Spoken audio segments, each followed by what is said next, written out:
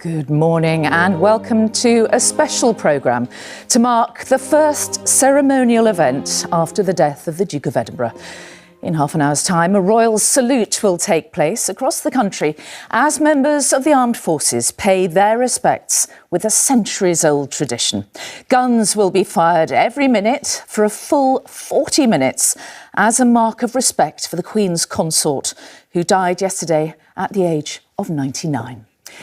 It is a day when the armed forces will put on a display of full pomp and splendour, led by the King's Troop Royal Horse Artillery in Woolwich. They are remembering the Scottish capital too. The Duke of Edinburgh, of course, not only held a title of the city, but also built a real rapport with the people there that we're going to be exploring further during the programme today. And this is the scene in Cardiff, with the castle the spectacular backdrop for today's ceremony in the Welsh capital. In all, there are 9 firing stations on land taking part in the event, which begins on the stroke of midday. In the UK, they stretch from Edinburgh in the north to Plymouth in the south. Guernsey in the Channel Islands will also be involved. A 9th ceremony is taking place in Gibraltar. And there are tributes at sea too, from the Royal Navy's HMS Montrose and HMS Diamond. Throughout, I will be joined in the studio by Major General Sir William Cubitt, a former military commander of state ceremonial occasions in London and Windsor. But before we hear from Bill, let's talk you through why today's royal salute is so very important. Now, it is a ceremony steeped in history and meaning. Among those taking part will be the King's Troop Royal Artillery, who will fire the guns from their barracks in Woolwich. And Rachel Younger is there. So, Rachel, you've been given special access to the King's Troop to get a better understanding of this ceremony. What is the significance of it that's going to be taking place today?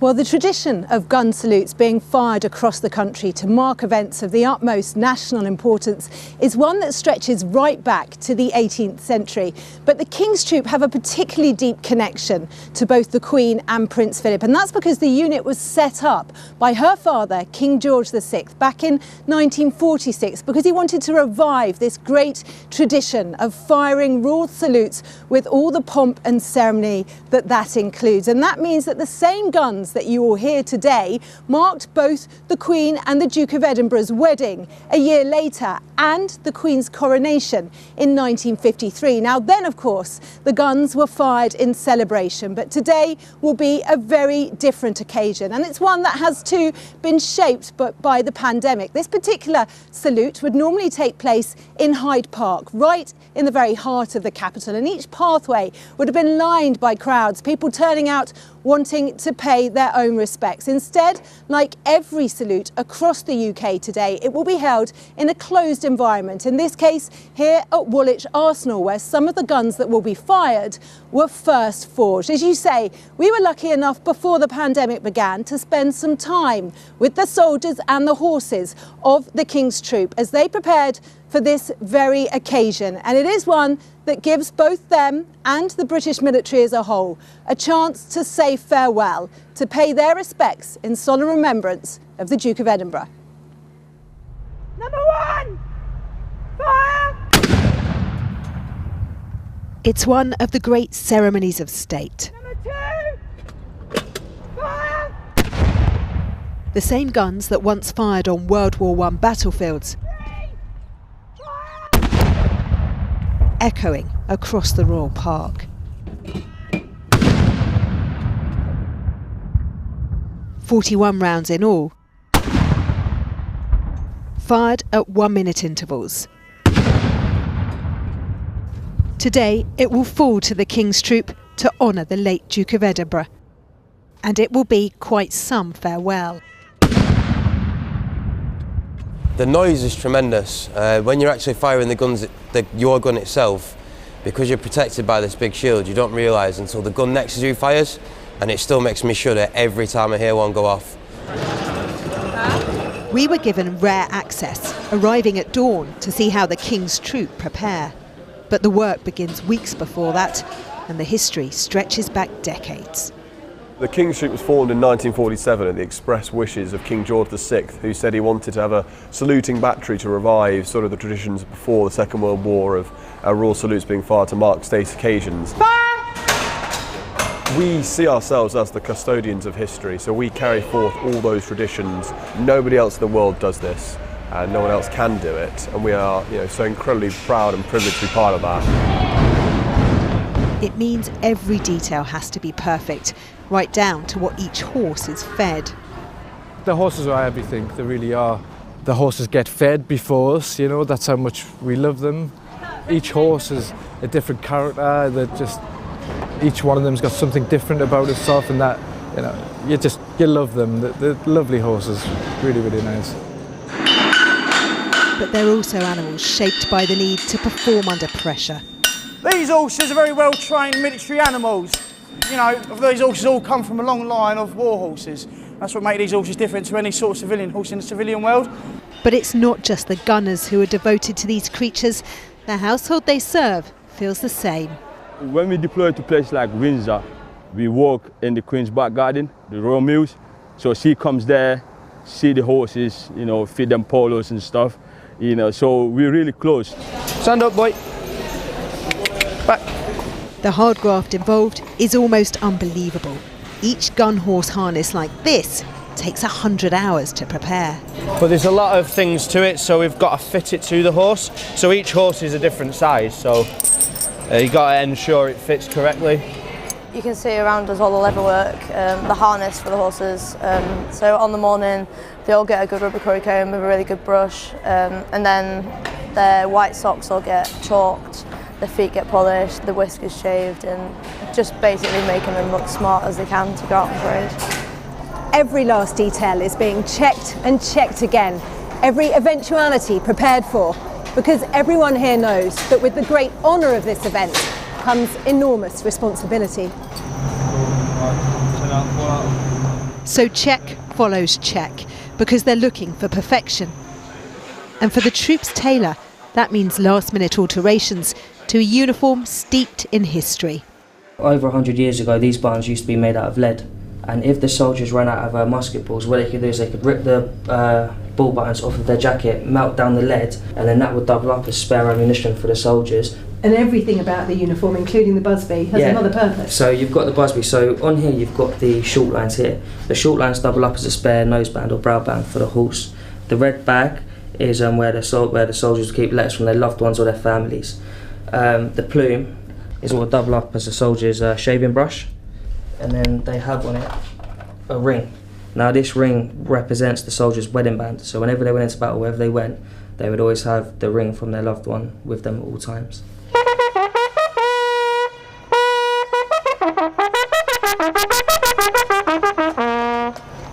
It's that sense of marching in the footsteps of their predecessors that instills such pride in this troop.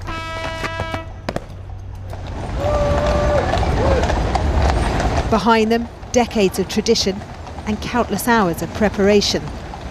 Ahead of them, a royal gun salute, as poignant and personal as any they've known before. It's wonderful to look at, Rach. I mean, clearly a huge amount of preparation has gone into this. How do you think the King's Troop will be feeling right now, knowing how important this is? Well, relieved for a start to have got out of the barracks. The horses, the men and the women of King's Troop currently warming up in the fields and roads behind me here. But you're right, there is a real sense of tension here at the parade ground because, as you see, hours of preparation going into this. And although it is such a choreographed ceremony, there is always, where horses and loud guns are involved, a degree of unpredictability. I'm told that very few members of the King's Troop, and in particular the grooms, got more than a couple of hours of sleep last night, determined as they are to ensure that everything should be perfect. But there will certainly be some nerves this morning as they prepare to give the Duke of Edinburgh the finest of military send-offs. Rachel Younger, for the moment, thank you very much indeed. Now, we have already had a foretaste of what we can expect to see here in the coming few minutes. A little earlier, the Australian Federation Guard carried out a 41-gun salute outside the country's parliament in Canberra. Unlike here, though, a small crowd was allowed to gather to witness the events there, and flags have also been lowered to half-mast on buildings right across the country. Well, with me in the studio is Major General Sir William Cubitt, who used to oversee ceremonial events such as this when he was General Officer commanding London District and Major General commanding the Household Division from 2007 until his retirement in 2011. Thank you very much indeed for joining us this morning. You have done similar sort of events to this before. How much preparation does go into it? Well, we're going to see, if you like, the television shot where you get an overall impression of what's going on. But if you look carefully, you will see that every single soldier, take the King's Troop, for example, every single one of them and every horse has been really spruced up for this particular occasion, as it would be for any ceremonial occasion. So a huge amount of effort has gone into it. All probably through the night, as we've just heard, but they'll always tell their grandchildren about this one. This is a big occasion for everybody involved. And this is the first occasion since the Duke's death was announced yesterday.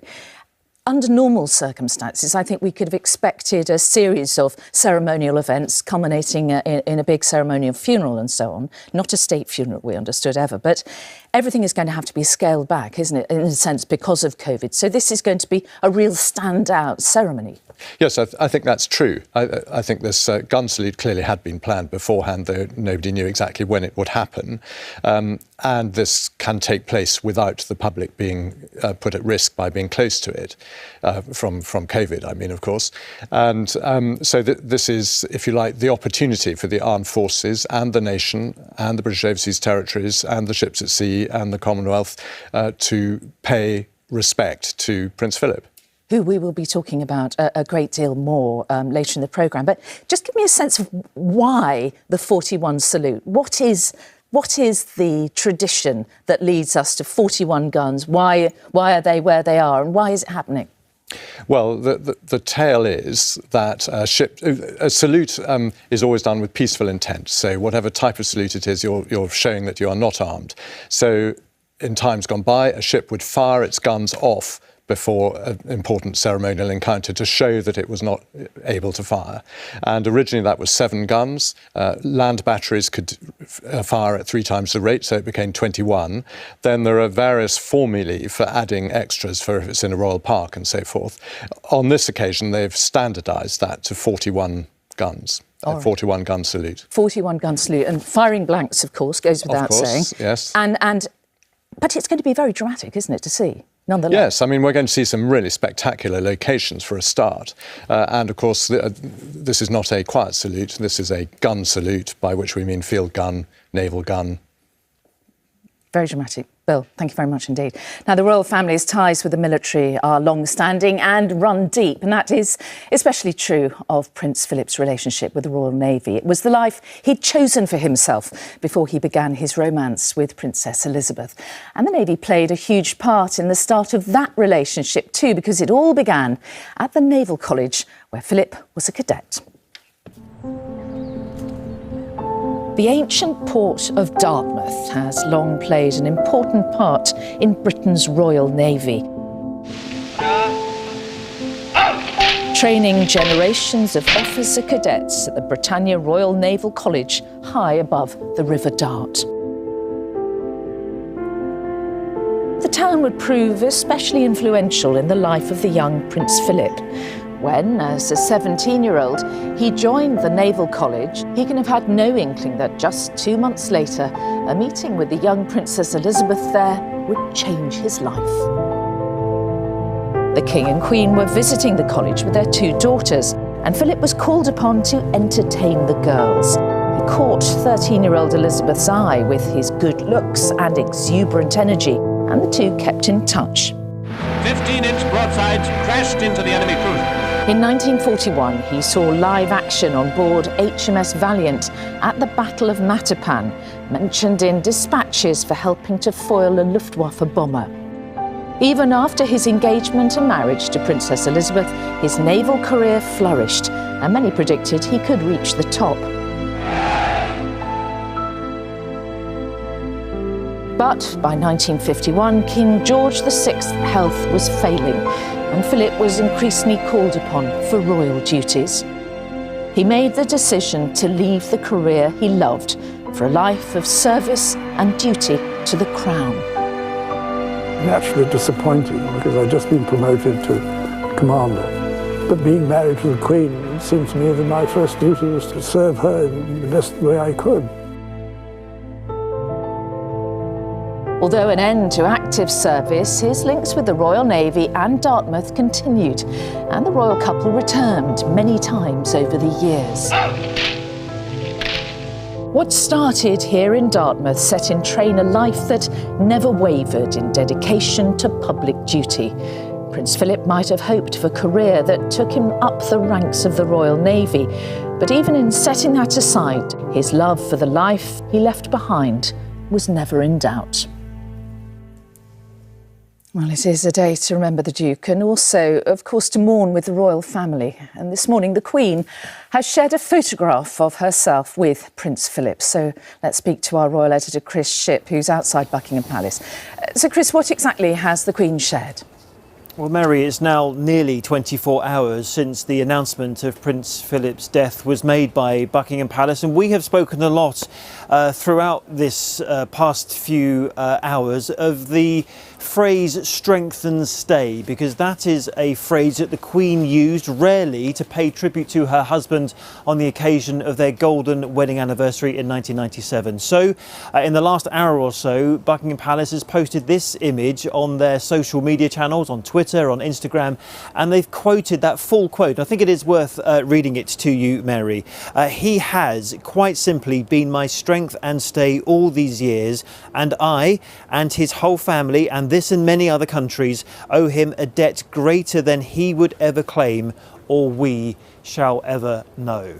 And when you hear that phrase, strength and stay, repeated so much, it is from that tribute that it is taken. And I think fitting then that at this time, as the Queen woke up this morning after making this very difficult announcement yesterday, that is the first message that we've seen from the royal family since the announcement was made. Chris, thank you. And Neil Connery is in Windsor, where the Queen is in residence and where the Duke passed away. Neil, the Duke of Edinburgh didn't want a big send-off, we understand, but today's ceremonies will be really important, won't they, to the royal family? Absolutely, Mary. The first thing I should say is that in the last hour we actually have seen some other members of the royal family arrive here at Windsor.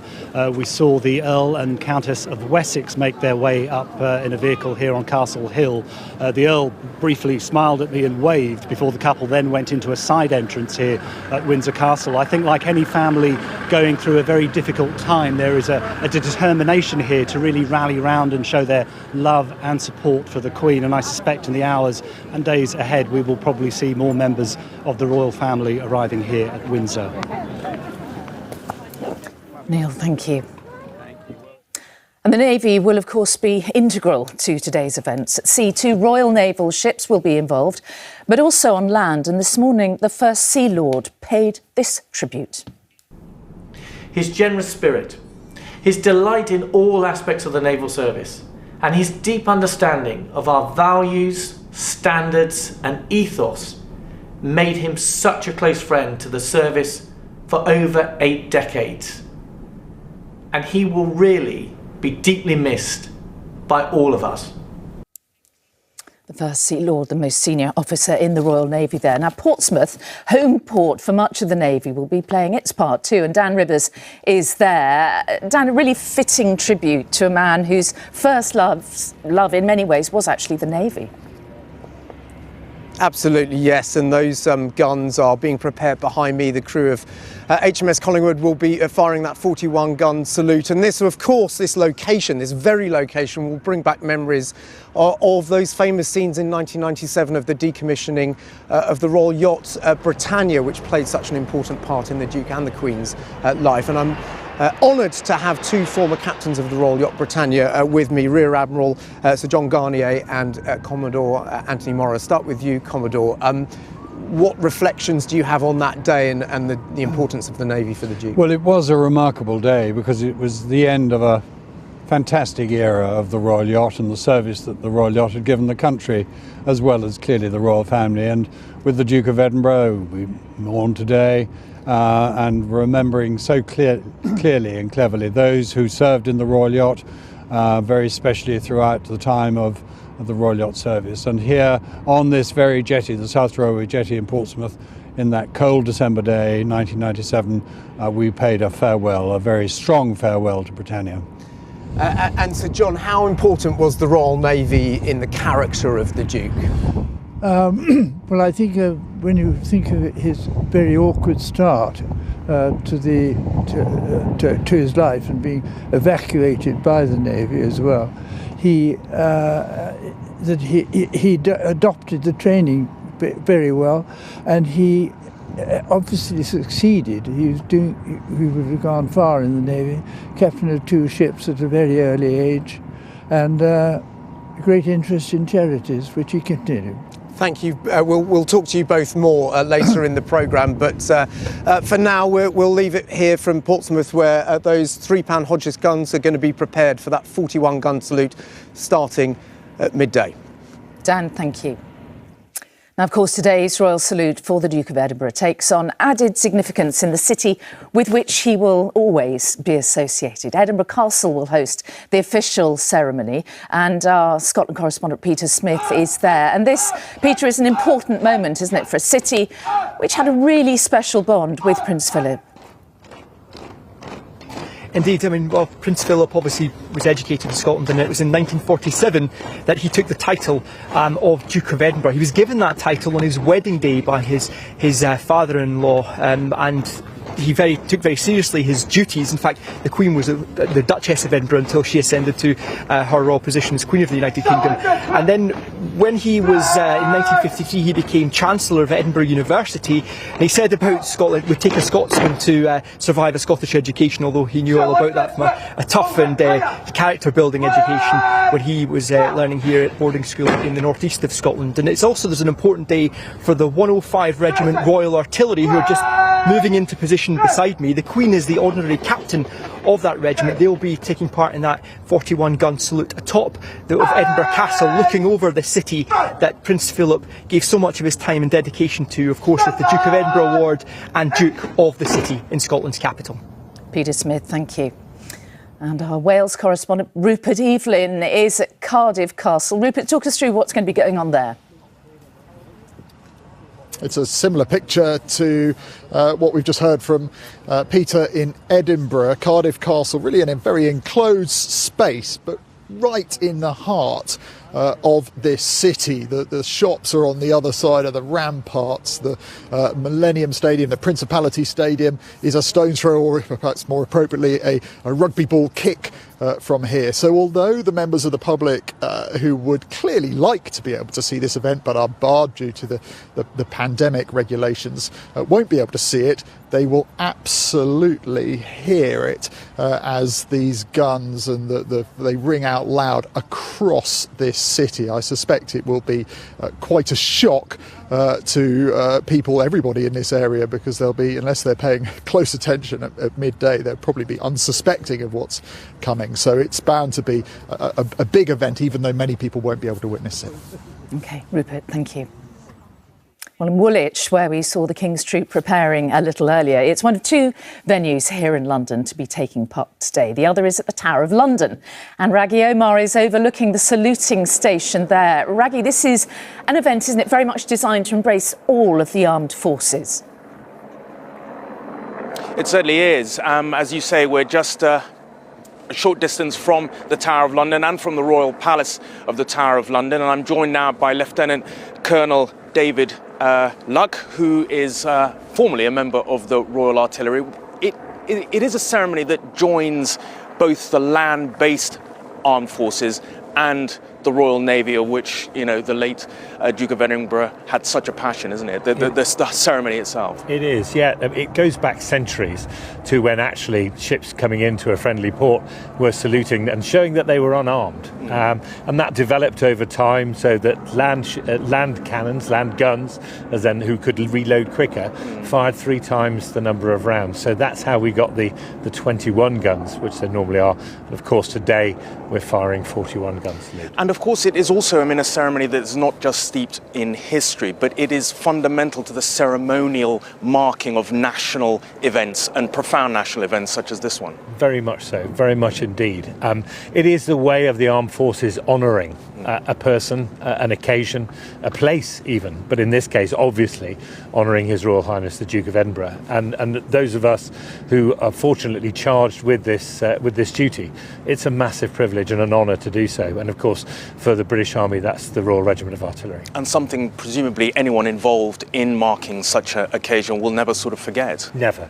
No, it'll be one of those things that those people taking part today, it'll live with them for the rest of their lives. And just how much, I mean, when you've been part of that sort of, you know, process, I mean, what goes through your mind? What will be going through the minds of those, you know, young men and women who will, in just a few minutes, be taking part in them? They'll be concentrating very hard indeed. They'll be absolutely perfect in their drills, but of course with such a massive occasion there'll be that little hint of nervousness, there'll be that little flow of adrenaline, but they'll most of all be wanting to make sure they get it absolutely right. And I know, I don't say this for any other reason, that but having known them and seen them practice and seen them drill, they'll make sure they get it absolutely right. And it's a question, briefly again, of honour, but also choreography, isn't it, which is a fundamental part of it. Very much so. It is actually a very, very finely timed thing. And of course, you'll actually see at the saluting stations, you'll see somebody there with the stopwatch and with the counting board, making sure that the right number of rounds are fired at exactly the right. David, thank you very much indeed. Back to you, Mary. Reggie, thank you very much indeed. So Bill Cupid is here with me, and I think it's really interesting for those of us who are not steeped in the military. Most of us understand how things work. What exactly is the preparation that they're going to be going through now? What are we going to be seeing? What are they going to be doing over the next 40 minutes? Well, they're all different at each location. So the King's Troop Royal Horse Artillery is horse-drawn artillery riding out of barracks onto barrack field at Woolwich. Oh, yes, we can see pictures of that now. Now, under normal circumstances, they would have been riding out to Hyde Park, wouldn't they? Yes, they would have moved the night before to Wellington Barracks in central London and would be in Hyde Park. But what you see now is pretty well the same, but at Woolwich, which is a spectacular location in its own right. I don't know if we're going to see it, but one of the widest frontages of a building in the country, if not Europe. But here you see the horses drawing the carriage, drawing the guns, and these guns are very important to the Royal Artillery. They are their colours, if you like, their totem. To anyone who had maybe gone to a royal tournament over the years and see guns being dismantled, are these those guns? They are the same guns, and that is the other role of the King's Troop. The primary one is what we're about to see, the firing of ceremonial gun salutes, but they also do displays, which are quite remarkable events to watch. Yeah. And they are heavy, these guns, aren't they? They are quite some piece of equipment. It takes a few horses to draw them, and then you have others who are going to be in the gun team who actually fire the rounds. And 71 horses, we're told, 36 of them pulling 6 13-pounder field guns. And they do date back from the First World War. Yes, these are guns that have actually saw action in the First World War. They were in service for way before that as a mobile form of light artillery, which had a remarkable effect on tactics in the 19th century. But these then went out of service and were then resurrected as a formal ceremonial saluting battery, ultimately by King George VI. And so there is always going to be more than one gun firing during this 40 minutes in each location, is that correct? Can you explain why that is? That's right. I mean, they'll do them in a sequence. That's partly to enable it to go smoothly, but it also means that if there is a misfire and a round doesn't go off, they've got an immediate fallback that can immediately take the place of the first gun. And they're firing blanks. So what actually is made? What are they made of, these blanks? What will they look like? Will we actually see them? You will see that they will load with a metal cartridge which contains the charge, which is, if you like, explosive propellant, and that make bang. What is missing is a projectile, fortunately, and so this is purely the sound. So we say the public can't attend this, but they're going to have it forced on them. We're going to hear very clearly, aren't we? Yep. Bill, for the moment, thank you very much. And we are now just moments away from the start of the ceremony. And as you can see, members of the King's Troop are standing by in Woolwich. They, like 8 others elsewhere, will spend the next 40 minutes firing gunshots as a mark of respect to His Royal Highness the Prince Philip, Duke of Edinburgh. We're going to follow events at every location and reflect as we can on the life of a man whose work touched so many of us, and particularly throughout the military. Prince Philip was the Queen's strength and stay, the longest ever serving consort, and a man who dedicated his life to public service. We'll take more about that deep commitment to the country and the Commonwealth as the ceremony continues. But as it begins, let's pause to reflect as the Royal Gun Salute for the Duke of Edinburgh gets underway.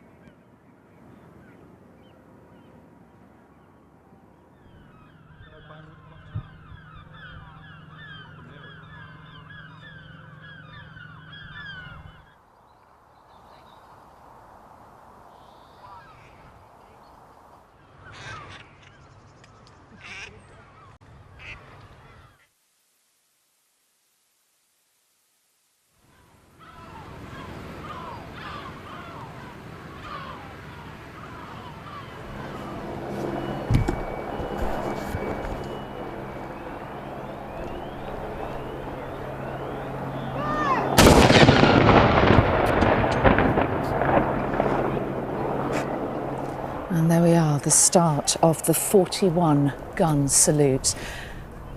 So why 41 guns for anyone who's just joined us? Well, the traditional number is 21, which derives back from a multiplication of what the Royal Navy would do at sea. And then there are various formulae for adding rounds on for particular events or locations. Clearly everybody has to do the same number today, so it's a 41 gun salute in all locations. And how many guns are we seeing here in Woolwich? They seem to be preparing in turn and alternating. Yes, I mean the King's Troop has 6 guns. I'm not sure if they're using all of them here or whether they've got 3, but they need 3 to do it in sequence and to have a backstop if one fails to operate correctly.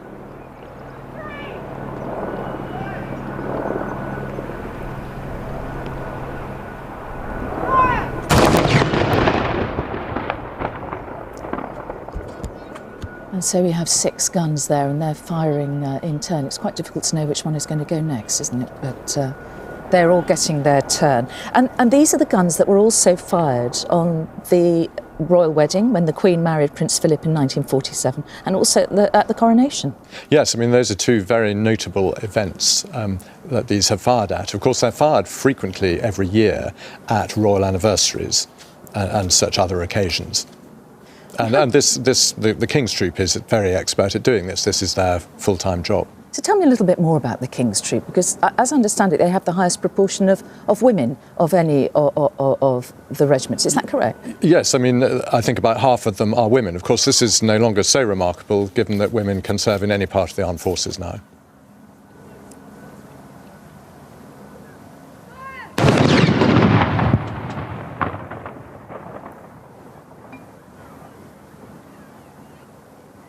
And we are getting ready now for the next gun in line to fire. So women now in this... Yes, and you can see the officer there with the plume. That is the officer, and then the gunners by the gun are the ones who are actually firing it. But there's an officer for each section of guns. And so they've put the blank into the gun. And then press the button and fire it. And it's quite some sight, isn't it? I think we're going to get another one in about 20 seconds now. And so the officer is the chap with the plume, and he is deciding what happens. And it's a very well-ordered machine, isn't it? That's right. As I say, this is a ceremonial saluting battery. This is the professional team.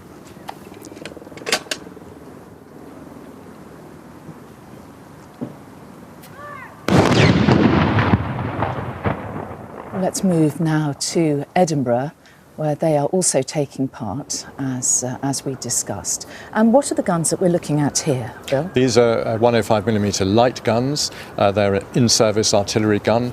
They've been in service since the 70s. They were used in the Falkland Islands War. They've been used in various other campaigns. In this case, these are looking very shiny, so these are made smart for saluting.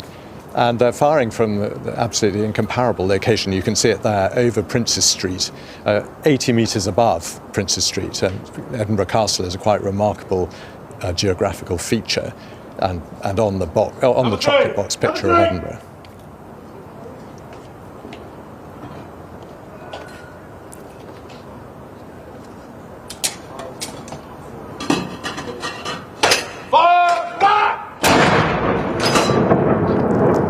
And this is the 105th Scottish and Ulster Regiment Royal Artillery. And it's a close support light gun Army Reserve Regiment based in apparently various locations, isn't it, around Scotland? That's right. So these are from the Army Reserve. These are, if you like, part-time soldiers. So they come from many civilian occupations, as is common throughout the Army Reserve.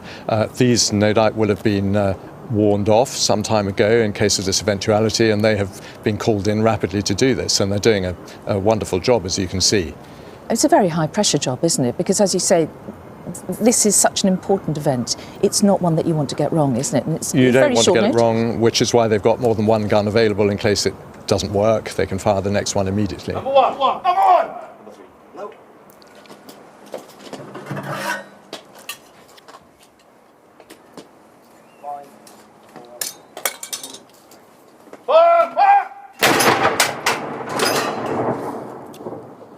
And it could not be a better day for it in Edinburgh, could it? That's right, and of course we're looking at the guns. If one could see the castle from a distance, you would see just what a remarkable location that is.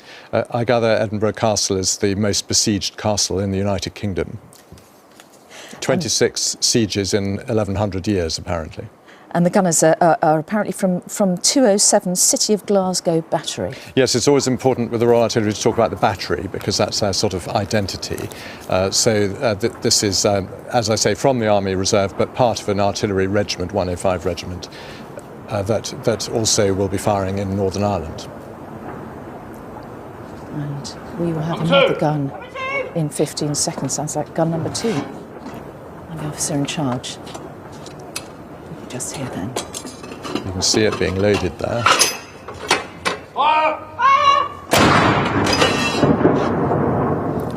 And that will continue every minute until we have finished 41 guns. But let's turn now to the Tower of London and see what is going on there. And this is the Honourable Artillery Company, oldest regiment in the British Army. Yes, there are various claimants for that. They're certainly a very old regiment of the British Army, again from the Army Reserve, and they have a variety of roles, one of which is to do ceremonial gun salutes, but their operational role is as special surveillance operators, so it's quite a serious Army Reserve unit. They're based in the City of London, so they have a very high profile. And of course they're at another absolutely iconic location of the Tower of London, which is a royal palace where the crown jewels are kept. It has a governor. This is probably the most famous palace after Buckingham Palace in this country, isn't it? It's certainly very high, and we've got a good selection today, actually, to go from, but certainly very high profile. Still has it has a guard from the Household Division because of the presence of the crown jewels. It's been a barracks, it's been a very famous prison, of course, Bloody Tower, Traitor's Gate, they're all here. And very deep connections with the Duke of Edinburgh, who was a member of the Honourable Artillery Company. Yes, I remember attending the Pikemen and Musketeers commemoration with him and the Queen some years ago, and he certainly seemed very much at home there. Clearly knew quite a few of the people. And they did a 62-gun royal salute to mark his 97th birthday at the Tower of London here. That's right. I talked about the formulae for multiplying up the numbers of rounds, and if it is just done at the Tower of London, then it's 62 rounds. This is quite confusing to anyone who doesn't understand how things work. There is a rhyme and reason to all of it. There is a rhyme and reason, but in a way they're running over that to have an average and go for a common 41 today. And so, as you say, this unit provides target information and intelligence within the British Army. Yes, in the Cold War, they would be the stay-behind observation posts for the Warsaw Pact attack into Germany. Nowadays, obviously, that's not quite the scenario, but their role is very similar. So it's quite special military operations that they're involved in. They also have a ceremonial side, which includes the gun salutes, but also the pikemen and musketeers, who are the ceremonial guard to the Lord Mayor of the City of London. They have their own light cavalry, who provide a travelling escort for the Lord Mayor's consort. They have their own band, they have their own corps of drums, they have their own special policemen, special constables. So they're a multifaceted regiment. And of course they draw from the City of London, so they get some very interesting people joining them into the Army Reserve. And the Duke of Edinburgh, as you say, was one of those. So what would have been his involvement on a day-to-day basis? Well, I think he was probably as a ceremonial figure, as a member of the HAC. But as he was for so many members of the areas of the armed forces. So if you had the Duke of Edinburgh on your letterhead, if you like, what could you have expected from him? Well, as is common with all members of the royal family, they like to know things about the organisation that they're on the letterhead of, and so they wish to be kept informed. They like to express private opinions and so on, which can be extremely helpful because, of course, their view is very broad across all sorts of organisations. So the Duke of Edinburgh himself is quite exacting in knowing how things should happen, and although he didn't like fuss, he did like things to be done properly, so that does involve fuss sometimes. Well, you did the ceremonial at William and Kate's wedding, didn't you? That's right. And so you know very well how much fuss and how much organisation and preparation is required for these. They don't happen by magic, do they? It doesn't happen by magic, and of course he would be the first to understand that as well. So in a way he doesn't want fuss, wants it done correctly, but understands that you can't move straight into those two positions without a lot of work. Quite a tough taskmaster, would you say? Yes, but very supportive and very understanding in the sense of actually knowing what it was like.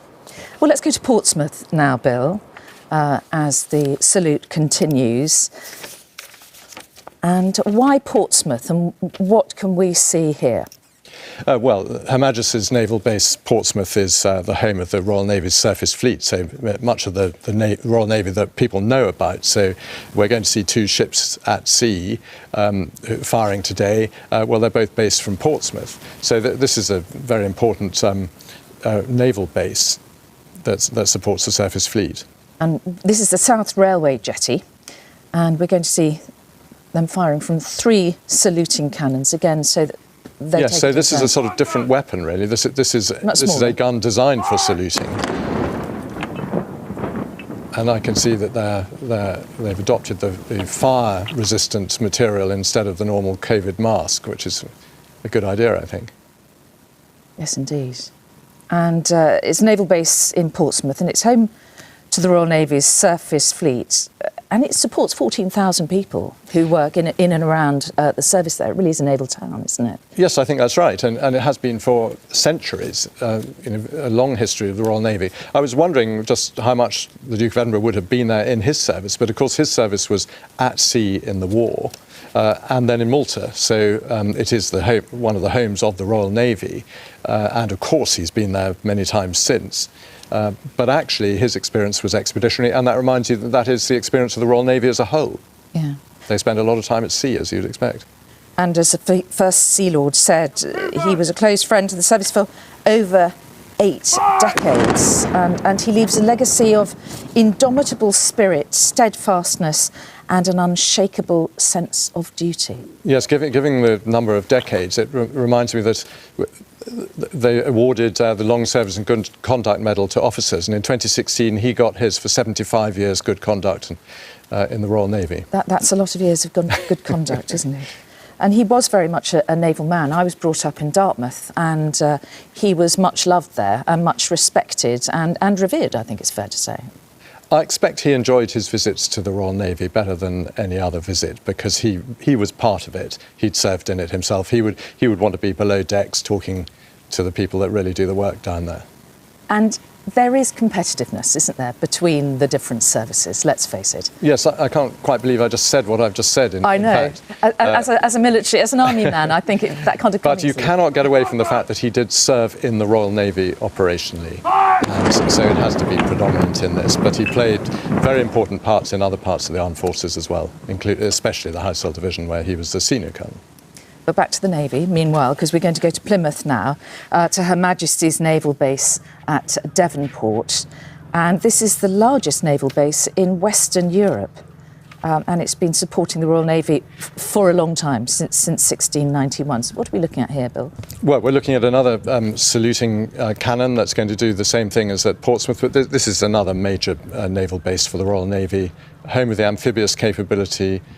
Some of the nuclear work happens here. And very important to the local community, of course. Yes, indeed. It's 650 acres there, something like 15 dry docks, and supports around 400 local firms as part of its role within the town. Very important to the Royal Navy here. Yes, I mean, any major military base brings a large economic benefit to its local area, that's right. And certainly Portsmouth and Plymouth are predominant in that, as is Naval Base at Clyde and other places in Scotland.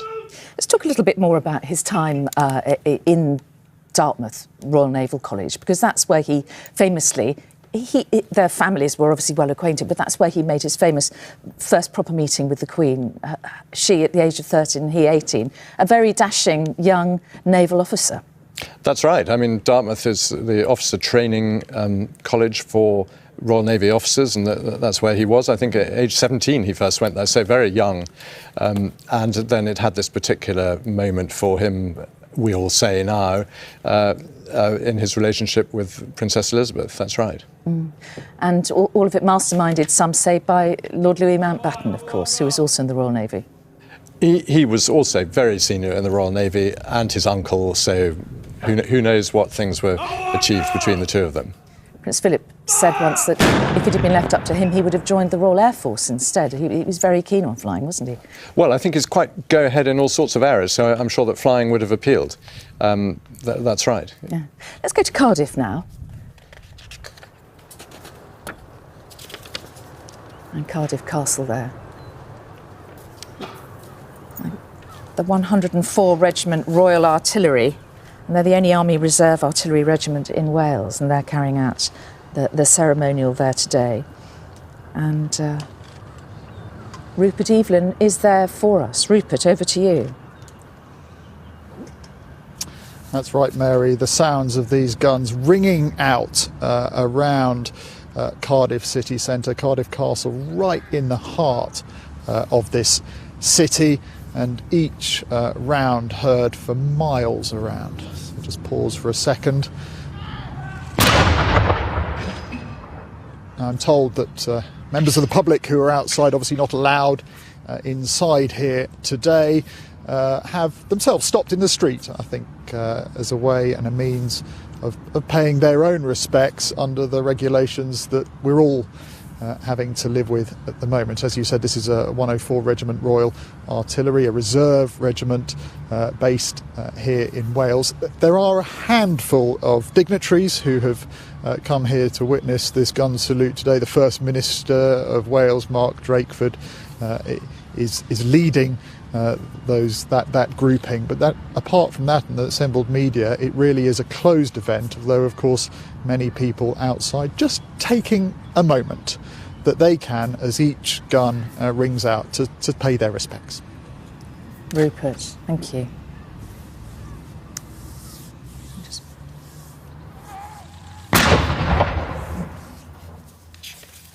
And Rupert Evelyn there in Cardiff. And now we are in Hillsborough, at Belfast, Hillsborough Castle there, 105 Regiment Royal Artillery. Bill, what are we looking at here? What are the guns? Well, again, this is the 105mm light gun, the in-service light howitzer. This is an Army Reserve. We should always mention the battery, 206 Ulster Battery. So, again, part-time soldiers. All of them have civilian occupations and other lives as well, but they come together to do military training and indeed operations, and in this case a ceremonial gun salute. And of course another indication of COVID restrictions, all of them of course wearing masks. That's right. I mean, such as life is at the moment. Such as life is. And they used to do annual gun salutes to the Duke of Edinburgh on every birthday. most royal occasions are marked by gun salutes, especially in London, but quite often at the other saluting stations.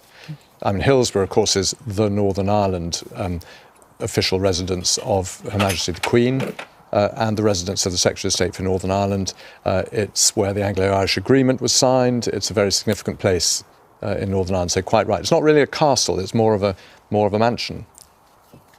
And we're going to go now to Guernsey, which was a late addition. We weren't originally expecting Guernsey to be part of this, but they have decided that they will. And it's the only British fortress to have been fired on by the RAF. Explain. I believe that's the case. Of course, it's a fortress in the Channel Islands. The Channel Islands were retained by the United Kingdom once England lost Normandy to the French, and so this has been a long-standing castle. But in the Second World War, along with the Channel Islands as a whole, it was occupied by the German forces, and as a result was attacked by the Royal Air Force. And it's probably the only United Kingdom British Isles castle to be attacked by the Royal Air Force. Extraordinary. And the guns there, which look more like what a civilian would regard as a cannon. Yeah, well, I think they're a modern reconstruction of a 17th century cannon. Okay. And fired by veterans, I believe. So this isn't an Army Reserve unit. This is a group who do this in the Channel Islands. And I think it's very significant that there is a salute being fired from the Channel Islands, as well as the other parts of the United Kingdom and Gibraltar as a British overseas territory. Well, Bill, let's go to Gibraltar now, and the Royal Gibraltar Regiment. Not such a beautiful day there, it looks like. And this is a regiment of the British Army that's defended Gibraltar since 1939. For those of us who are not familiar with Gibraltar's place, would you explain some of that as well? Well, Gibraltar was captured in the 18th century and ceded to the United Kingdom in perpetuity at the Treaty of Utrecht in the early 18th century. And it's had a British military garrison ever since, until the 1990s, when the regular forces were withdrawn, and it is a Royal Gibraltar Regiment which now provides the military presence. It's a partly regular, partly reserve unit. It has an artillery component for saluting, but it's largely infantry. And it also provides the ceremonial support to the Governor of Gibraltar. This is another superbly spectacular location. We're not seeing the best shot of it there with the grey sky and the water. But of course the Rock of Gibraltar towers 400 metres above the Strait of Gibraltar, which is one of the most busy shipping lanes in the world. This is a crucial location for the United Kingdom and the Royal Navy. And again, the public being kept away, but there are some officials there marking their respect.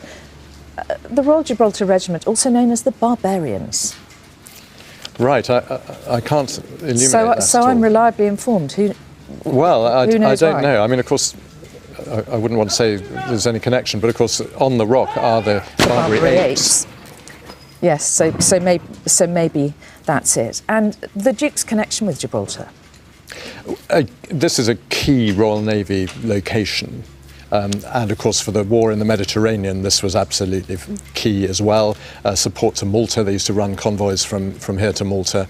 And the Duke of Edinburgh, of course, in that famous action against the Italian fleet, was in the action in the Mediterranean. He must have been here in that role, and I'm certainly certain he's visited since. He was mentioned in dispatches for his action in the Second World War. And was that the Battle of Matapan that you're referring to? That's right. So this was a battle against the Italian Navy in which he controlled the searchlights of a battleship, which you needed in order to direct the fire onto the enemy ships, which was done very effectively. And he was mentioned in dispatches, which used to mean simply that. But actually has now become a sort of distinction, and you wear an oak leaf on a medal for that. So it's a mark of coolness under fire, gallantry, and he got that. He was said to be an outstanding naval officer, and he is also said to have been very sad to give up his naval career, which he had to do when the Queen acceded to the throne. But he was made Lord High Admiral by her as his 90th birthday present, wasn't he? That's right. What was the significance of that, do you think? Well, I think that was as far as you can go in terms of promoting people in the Royal Navy, and she did it on his 90th birthday. I mean, he was made Admiral of the Fleet in 1953, I think, so he was already pretty senior, having jumped, obviously, from Lieutenant Commander. I think he will have loved it because this was his service, and the Royal Navy certainly would have really liked the fact that he was appointed like that. And there aren't many things the Queen can give in that way to her husband, so it's a pretty special honour, yes. Isn't it? It's his highest military rank, of course. You don't have an equivalent in the Army and the Air Force. Yeah, it's definitely a wonderful honour to be given. And we're going to return to Woolwich now, where we started, and Rachel Younger is there. Rachel. Yes, we don't quite have the weather of Edinburgh here. As you can see, the guns firing in amidst light drizzle. Now, the King's Troop here are a very familiar sight to the people of Windsor. I'm going to pause actually in a moment because I think we're about to hear from another of the guns.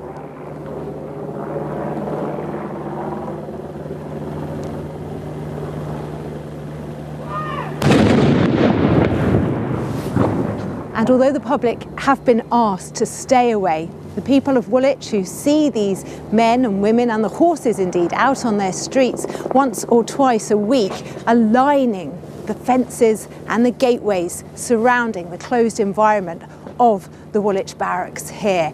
Now, it really is a spectacle to watch, and as we take in the men and women behind us, you realise just how long they are kneeling on this cold, hard ground in preparation for each of the guns firing. They are, of course, men and women who know about discomfort. I met a number of them just over a year ago, and they told me how they back up other artillery regiments serving in places like Afghanistan and Iraq. But this was really important to them. They're a regiment that are very close to the Queen, that were very close to the Duke of Edinburgh. But I have to tell you, they really cut it fine today. Normally the guns are in place with a good 10 minutes to go. Today,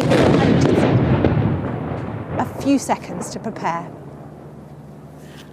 Now, Rachel, the setting of Woolwich, just to reiterate, wasn't the original plan, was it? Normally they would be firing their guns in Hyde Park, and I think some of us will be familiar with the sight of them galloping out and pulling the guns and so on. But because of COVID, they had to put it into a setting that was more easily controlled and to which the public wouldn't be given access. Yeah, that's right. Until just over a decade ago, the King's Troop were actually based in St John's Wood. That's where the horses were stabled, and they tend to carry out these salutes in and amidst the royal parks. And in fact, what they were preparing for was the Queen's birthday on the 21st of this month. That was what they expected to be their next salute. They had so little time, of course, to prepare for this one, and I believe we're just within seconds of another gun being fired now.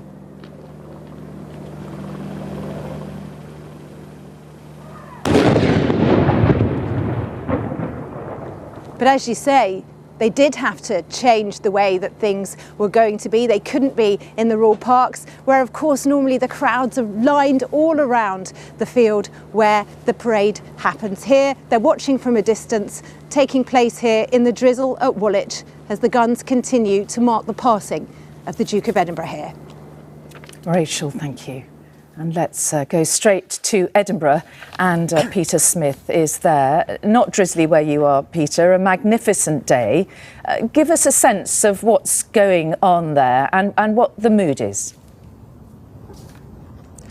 Well, it's a sombre mood and much quieter affair than what we would be used to.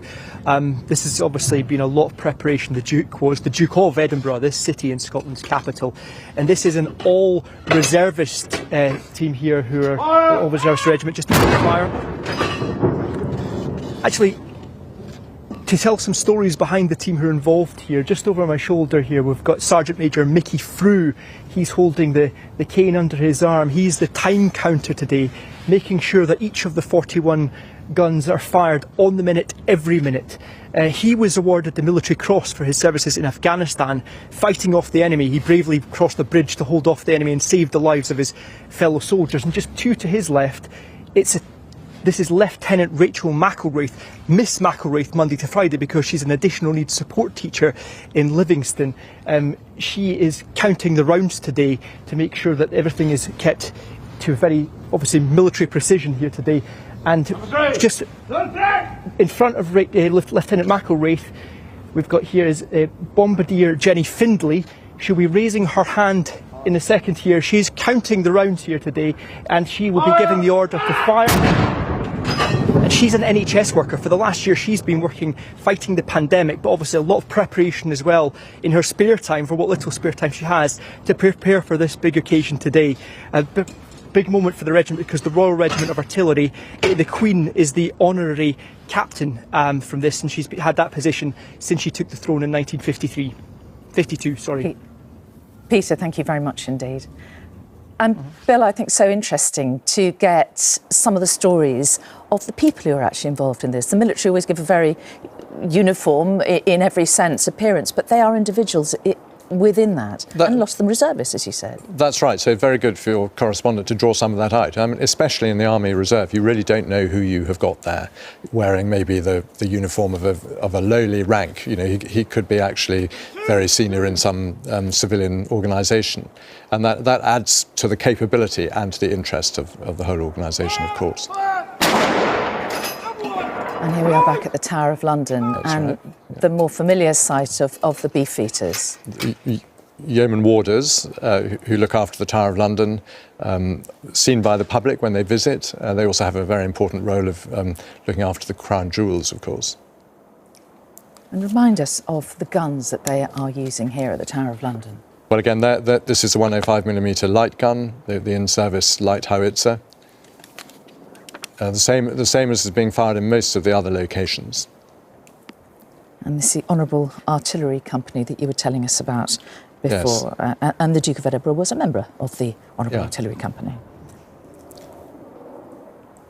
Again, this is a remarkable location with Tower Bridge next to it, but of course rather dwarfed now by some of the skyscrapers.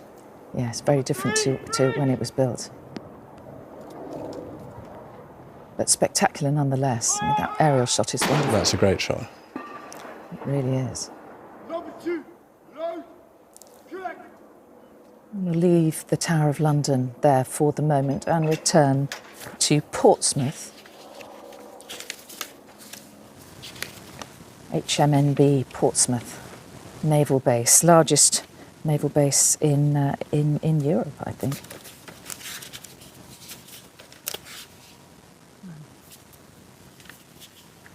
With their ear protectors on, of course. The guns would be extraordinarily loud. Yes, so nowadays, naturally, you wear very good ear protection. I guess in the First World War you probably didn't, and hearing protection has been a big issue for defence for the last 100 years. But certainly these are far too loud to fire without protection.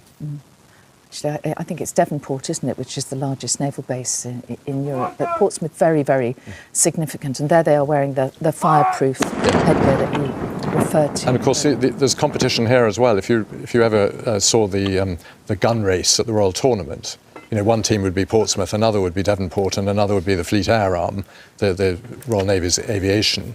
And, you know, they're highly competitive between the naval bases. And this is the oldest naval base in the Royal Navy. What actually goes on at Portsmouth now? Well, Portsmouth is the home of most of the surface fleet. So the two aircraft carriers, so HMS Queen Elizabeth and the second one, HMS Prince of Wales, which are the largest ships ever built for the Royal Navy at 65,000 tons. Relatively new, aren't they, in the last few years? One is ahead of the other. But then also the Daring-class destroyers and most of the Type 23 frigates. So this is the home of the surface fleet, primarily. The Royal Navy, and I think we're just about to see.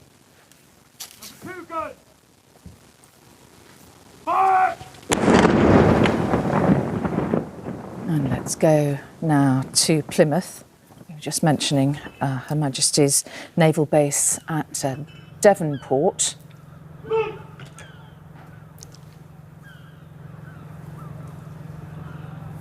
And this is the sole nuclear repair and refuelling facility for the Royal Navy, so really crucial. crucial. It's also the home of the amphibious capability. So the Royal Marines themselves train at Lympstone, but the amphibious shipping is at Devonport. And it's also the major training centre for the Royal Navy, what they call flag officer sea training, which is where ships get sent to be put through their paces before going on deployment. So everybody on a frigate or a destroyer warship will have gone through this under great pressure in the training scenario, so they all know it. Just after we hear this gun, I want to ask you about the Duke's... There you go. It's a remarkable noise, isn't it? The Duke's career in the Royal Navy, which was, famously cut short. Do you think it is slightly... is it exaggerated, his prowess as a naval officer, do you think? Or would he have gone all the way to the top? He was said to be brilliant, and he had an engineer's mind and a sort of roving intellect, and was really quite special. Yeah, and in his early stages, he did actually win the prizes. So he was best cadet at Dartmouth and so forth. So he wasn't the Duke of Edinburgh then. He was a cadet, and he won the prize. So at that level, he was clearly very good. He was clearly very attuned to this sort of life and those scenarios. He loved the daring do, I think. He once told me about a book about Cochrane, who was a naval captain of rather like Nelson, raiding French ports and so on, but was then disgraced and ended up forming the Chilean Navy.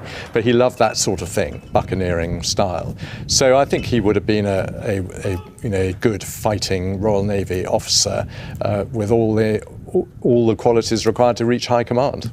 And he brought some of that brilliance with him, a great deal of that brilliance with him, didn't he, when he became the consort to the Queen? Yes. And changed the way Buckingham Palace worked and brought a naval perspective to the way it was staffed and the way it was run, and we're told. I think he would think things through and be forward-looking and forward-leaning, work out new ways of doing things. It wouldn't be just set in the past. I think that's definitely one of his characteristics. It's difficult, I think, for younger people, perhaps, who didn't grow up with the Duke around so much, to picture him as a moderniser, which he was when he first moved in as the consort to Buckingham Palace. He was almost treated with suspicion, wasn't he? Because he was seen as a moderniser and as someone who was an agent of change. I think it's probably very difficult because, of course, you've got the if you like, the staff, the courtiers who support the monarch, and then you've got the consort coming in, and what is their role in terms of running the place? And it's a very difficult one to do. I think Prince Albert had precisely the same scenario, and so it's no wonder that took a while to bed in. But I mean, they held him in incredibly high regard once he'd proved himself. Certainly. And certainly he did prove himself, didn't he? We're just looking at Cardiff, that wonderful castle. Well, another Norman castle, classic Motte and Bailey castle, and again surrounded by Cardiff, so you don't really get the impression of that here.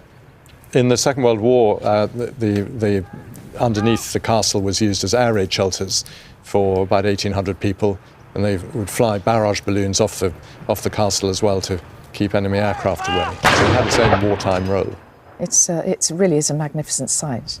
It's almost like a child's drawing of a castle, isn't it? It's a classic Norman Motte and Bailey castle. It's been moved around a little bit in terms of the walls and so forth, but there you are looking at a school book of what a castle should look like. And we're going to return now to Belfast and Hillsborough Castle. And just tell me a little bit about who we're seeing here, who is manning the guns here. Well, this is the Army Reserve 105 Regiment, so 206 Ulster Battery, again drawn from across the civilian community, will have other jobs and other lives, and they come together to do military training, go on operations, and in this case ceremonial saluting. And of course they would have all had to be ready for this eventuality and have to keep in training and keep in practice. Yes, I mean, of course, we've been ready for this for about 30 years. So you can't be that ready all the time. So undoubtedly there would have been a quick panic last night, I should think. But they've done it. They've prepared properly, and here they are. They're doing it very well indeed. It's magnificent, isn't it? They're doing their regiment proud, and indeed the Duke of Edinburgh proud. But in terms of the Duke's health, he was obviously getting older, we all are, but he was getting less and less robust, it seemed, and a month in hospital really recently. And so just give us a sense of what level of preparedness would have been reached within the armed forces. Well, there have been plans in place for decades. And of course, they get developed, they get changed, they get refined, and you never know when they're going to be executed. So obviously, as he has increased in age and his health started to decline, the frequency of consideration of the plan, rehearsals and so on has got greater, but you could never know when that moment was actually going to happen. So they have done really well to be able to put on this across the armed forces, across the realm, so quickly. And Edinburgh was, we just saw their beautiful blue sky day there, doing him proud. And just a quick circuit, and this is the last gun.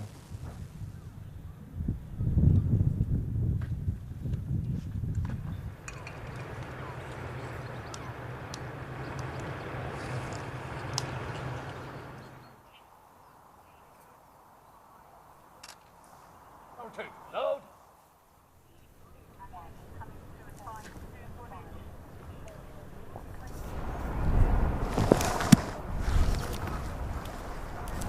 And this final gun coming in about 5 seconds.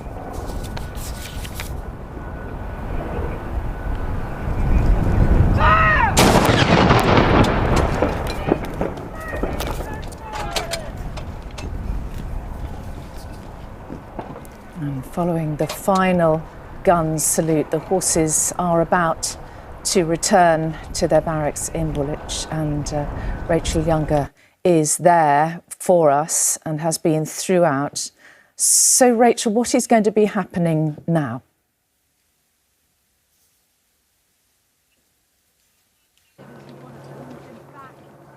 We'll try and return to Rachel as soon as we can get our communications with her. But Bill, what is going to be happening now? They have completed the 41 guns. What now? They will come out of action, so they will unload the gun that was waiting in case the last gun didn't go off. They will bring the horses forward, who obviously have to remain at a distance while the firing's going on, and they will limber up and they will return to barracks. In Hyde Park, they would do the first bit of that at the gallop, which is really remarkable. Probably best not done on tarmac, and so they'll be doing it at a more sedate pace. But they've done it marvellously in a most fantastic location. And spectacular. 71 horses.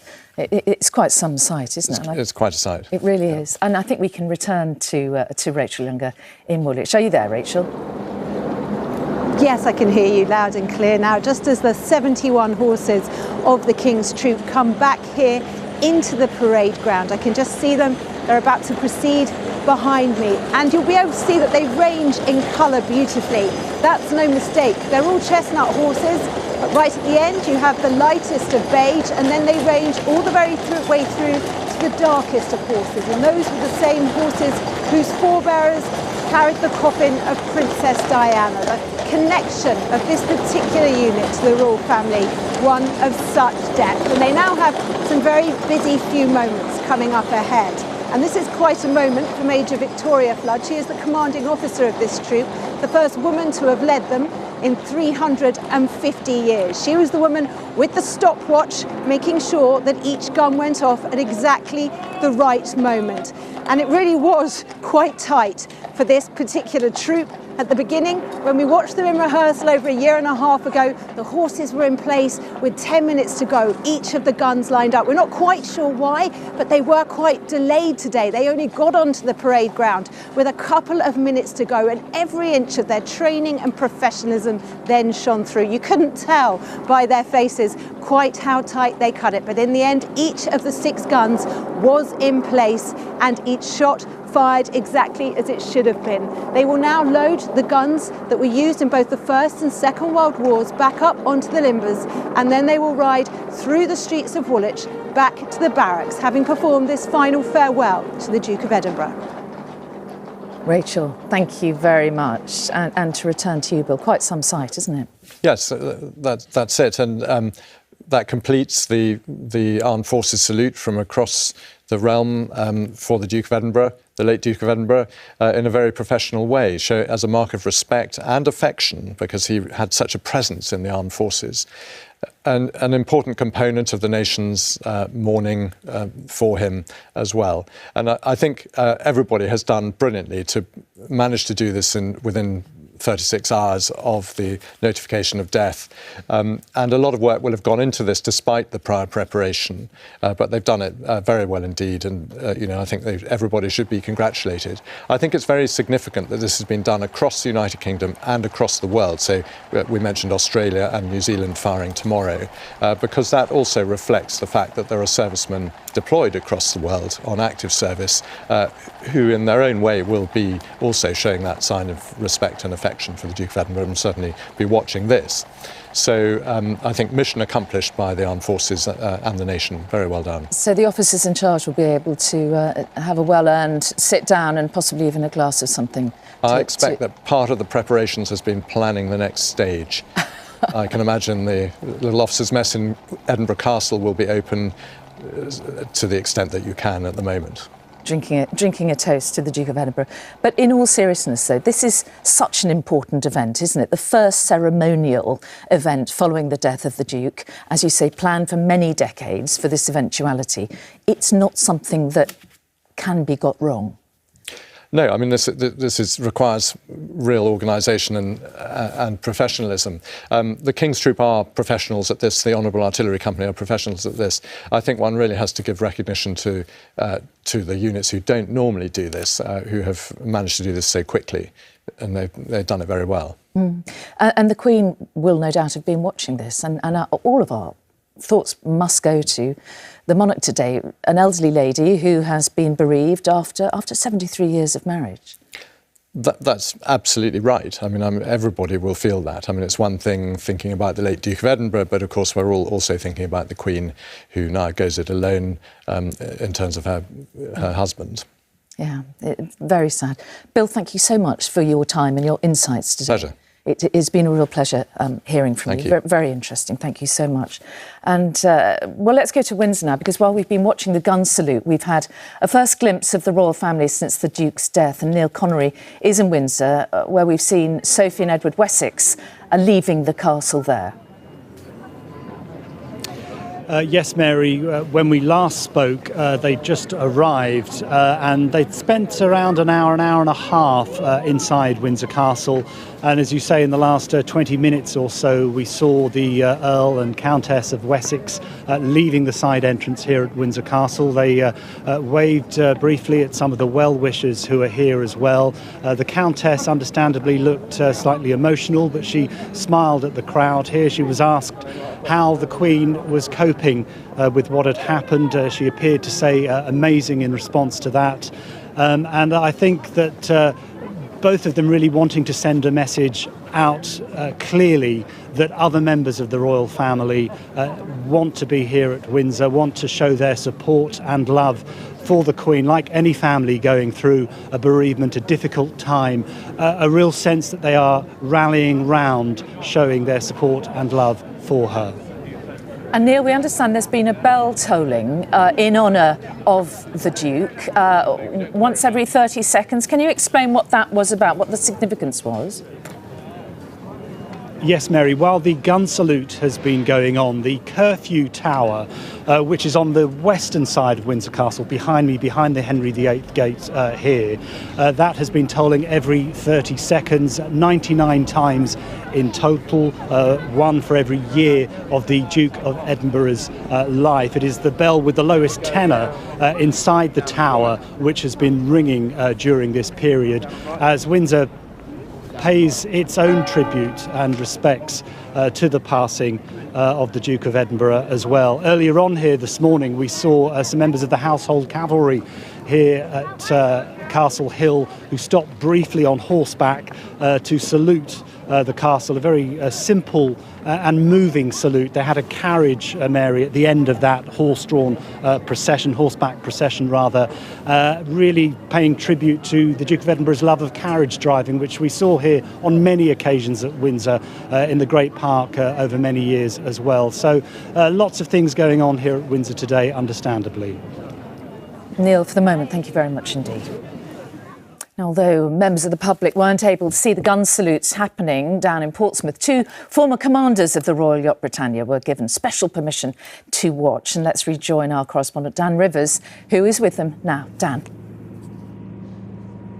Thank you. Yes, it was a really poignant scene watching that 41 gun salute with those shots reverberating across this great maritime city. I'm with, once again, Commodore Anthony Morrow and Sir John Grenier, both former captains of the Royal Yacht Britannia. What were your thoughts watching that 41? Well, it was a remarkably, as you say, poignant moment, really. I think very special for Portsmouth to be part of that, and the historic links to, obviously, clearly in our point of view, Britannia, but to His Royal Highness.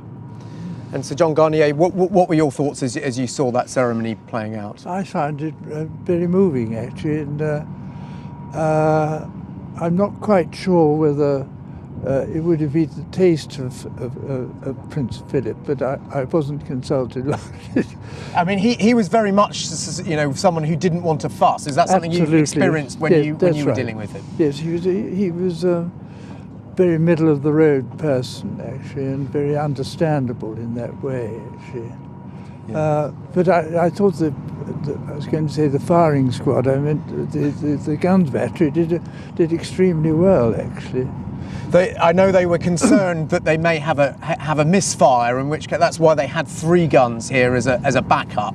But apparently all went off without a hitch. Well, my friend here was timing them and checking them, and he said they were all right. Good. So we're glad we got excellent naval precision. Thank you both very much. We're going to come back to you later on to talk more about your time on the Royal Yacht Britannia. But from here in the the Royal Naval Base in Portsmouth, it's back to you.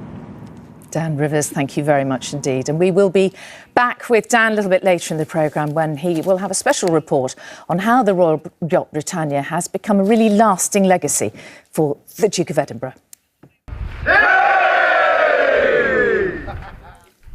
It is now a floating museum in Leith and a place where he is still very fondly remembered. How are you? Also ahead, we'll have a tribute from another royal consort as Queen Rania of Jordan reflects on Prince Philip's support of the Queen. Providing that kind of moral and emotional support is absolutely vital. And I think it's probably the most important role you play. Queen Rania of Jordan there, but before that, let's hear from one of the people who's involved in one of today's ceremonies. Rachel Younger has a member of the King's Troop with her in Woolwich. Rachel. Yes, that's right. The men and the women of the troop and the horses, of course, have returned to the warmth of the barracks just around the corner. But I have with me Sergeant Major Godfrey Morris, who is the Master Saddler of the troop and can tell us a little bit about what's been happening over the past 24 hours. Because I know this is something that you prepare for religiously, and an enormous honour, of course, to be involved in such a ceremony. But you had very little time in the end, didn't you, from the moment the death was announced? Tell me a little bit about those last-minute preparations as a troop. Yes, obviously we had the notification, and that was all sent out to everyone that we need to head back to camp basically because we need to get moving.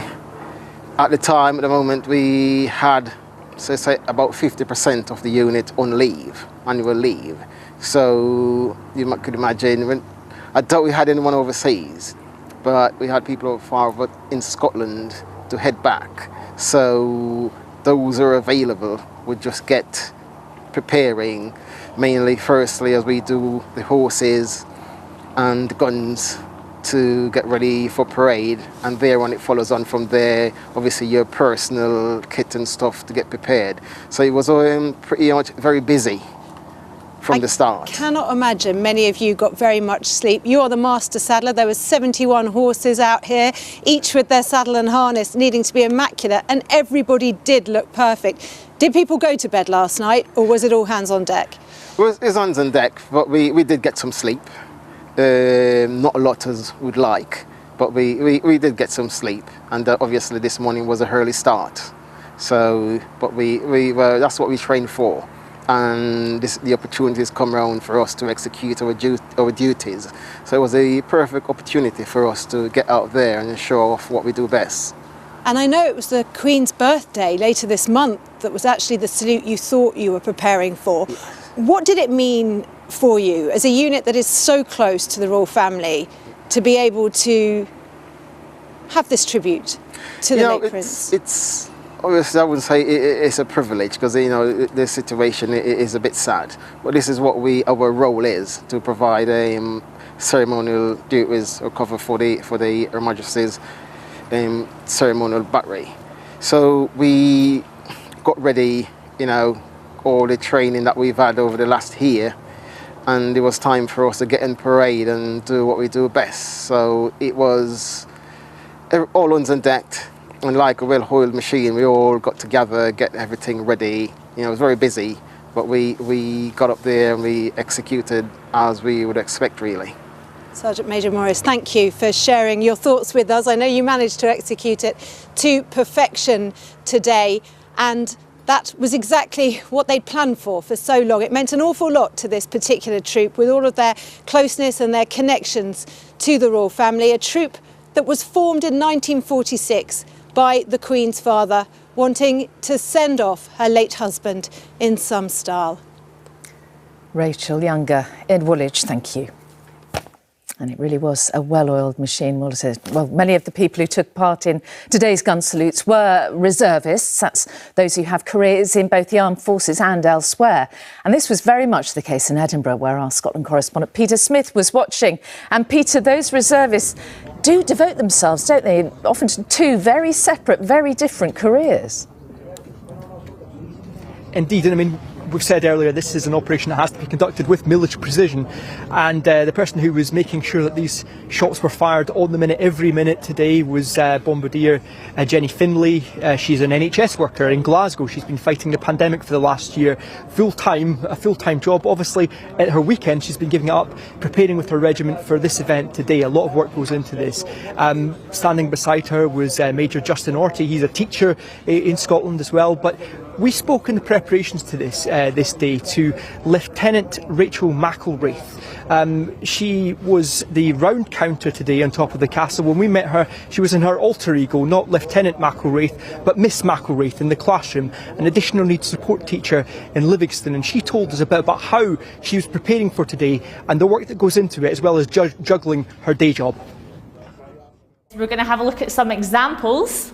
I'm going to have a look at whether these examples are correct or incorrect.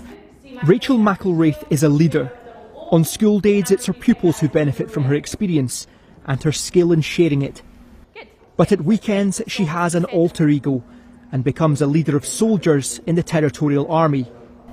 I'm committed to being a teacher Monday to Friday, and then I'm committed to being a reservist at the weekend. And that's the normal way that things would work out for me. How does being a teacher complement being a reservist and vice versa? I think anybody who has the desire to do something should absolutely do it, and I think it's important for young people to see that you don't just have to be one thing. And so when Rachel leaves the schoolroom behind, it's on to her second job, which she sees as equally important to the future of her country. She transforms into a troop commander in the Royal Regiment of Artillery, and it was her all-reservist unit that fired the gun salute for the Duke of Edinburgh at Edinburgh Castle today. So of course we've got a really close connection with the Queen being the Captain General of the Royal Regiment of Artillery.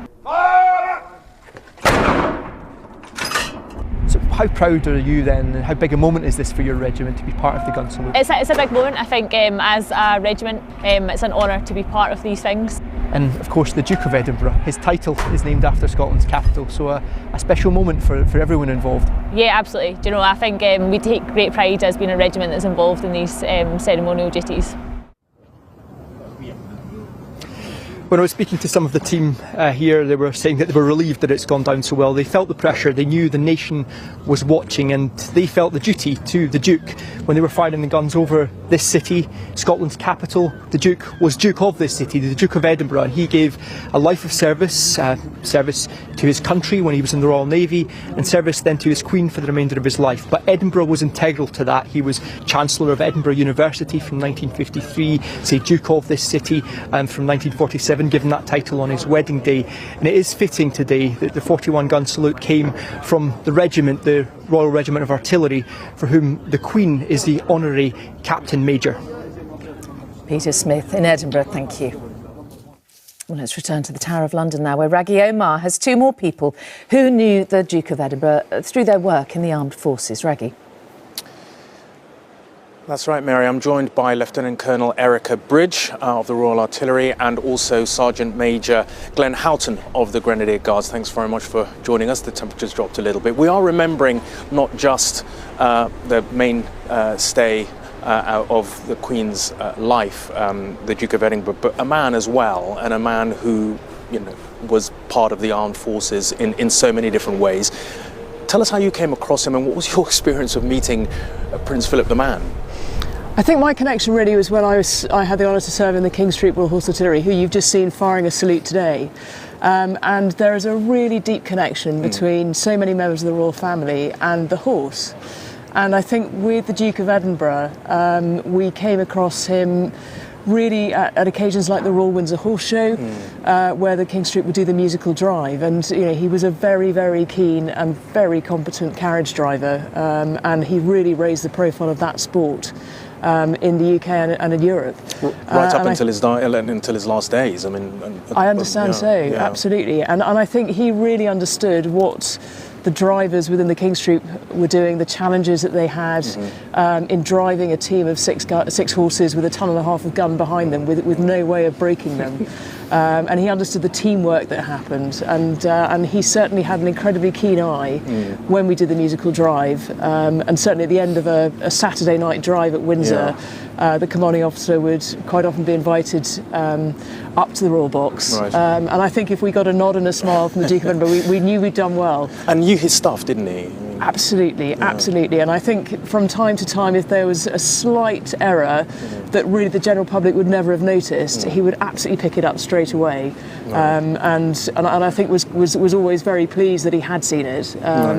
But a real eye for detail and a huge privilege to have been able, you know, for the troop to sort of show their skills in front of him.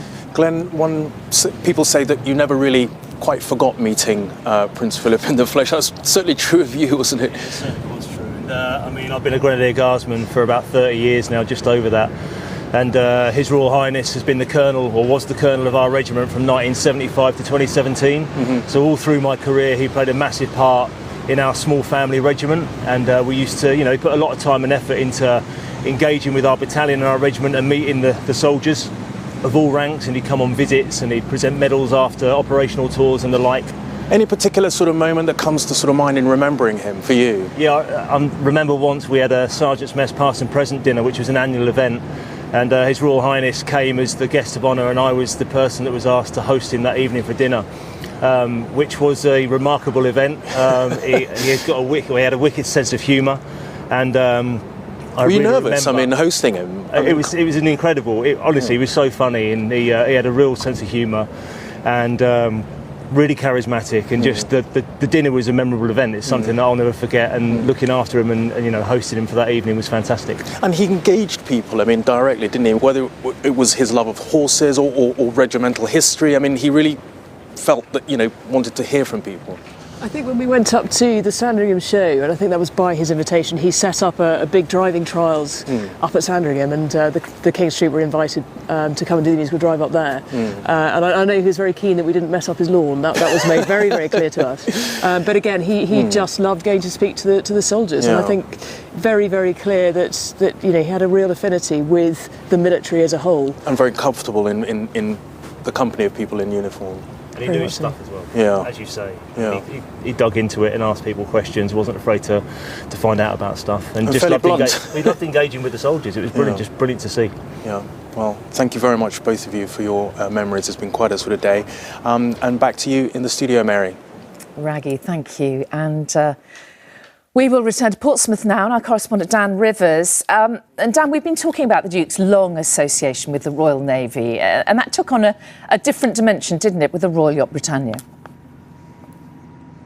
Yes, I think the Royal Yacht Britannia provided the Duke and the Queen with a home from home, really. It was the only royal palace, if I can call it that, floating palace in a way, home, that they had a hand in actually having some design in. And I've been up to Leith to talk to some of the royal yachtsmen who were aboard, who served, and some of the officers who were there to find out how important the royal yacht was for the Duke and Queen. In a life of palaces and stately houses, there was one place the Duke of Edinburgh felt more at home than any other. The Royal Yacht Britannia was a floating refuge from the demands of service and duty. A ship that served as a mobile residence for the Duke and the Queen around the world, sailing more than 1 million nautical miles. Right from its conception, the Duke took a keen interest, adding his ideas for the interior after the ship's architect, Sir Hugh Casson, had penned the elegant lines. It was a private environment for them, which they never had anywhere else. They were always on show with footmen and prime ministers coming and going and receptions. And although they did a bit of that when she went abroad, she was a floating palace, but she was also a home, which was something they made for themselves. It was their design, their environment, their wish. Accompanied by the Duke, the Queen came to perform the launching of the vessel, whose name until that hour had been kept a close secret. The Duke had only just left the Royal Navy at the rank of commander when the new Royal Yacht was launched in 1953. I name this ship Britannia.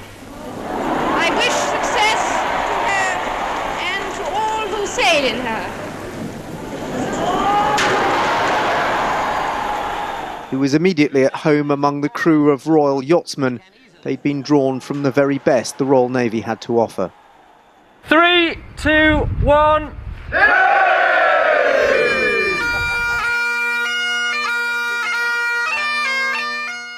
Affectionately known as yachties, they continued to gather on Britannia once a year after she was decommissioned. All Royal Yachtsmen, past and present, and the Queen, God bless her. Their last gathering in 2019 offered a chance to reminisce while helping to maintain this grand old ship, which is now a floating tourist attraction in Leith. His humour, his wit, it was just wonderful to be around. You know, he was just told so many funny stories for you. And I'll always remember that. It's something special. The Duke himself, a former naval officer, was not a distant figure to the crew. He took pleasure in getting to know them and the ship from the bridge to the engine room. Quite often the Duke would pop into the chief's mess for a chat and enjoy a pint of beer, because we had the luxury they didn't have.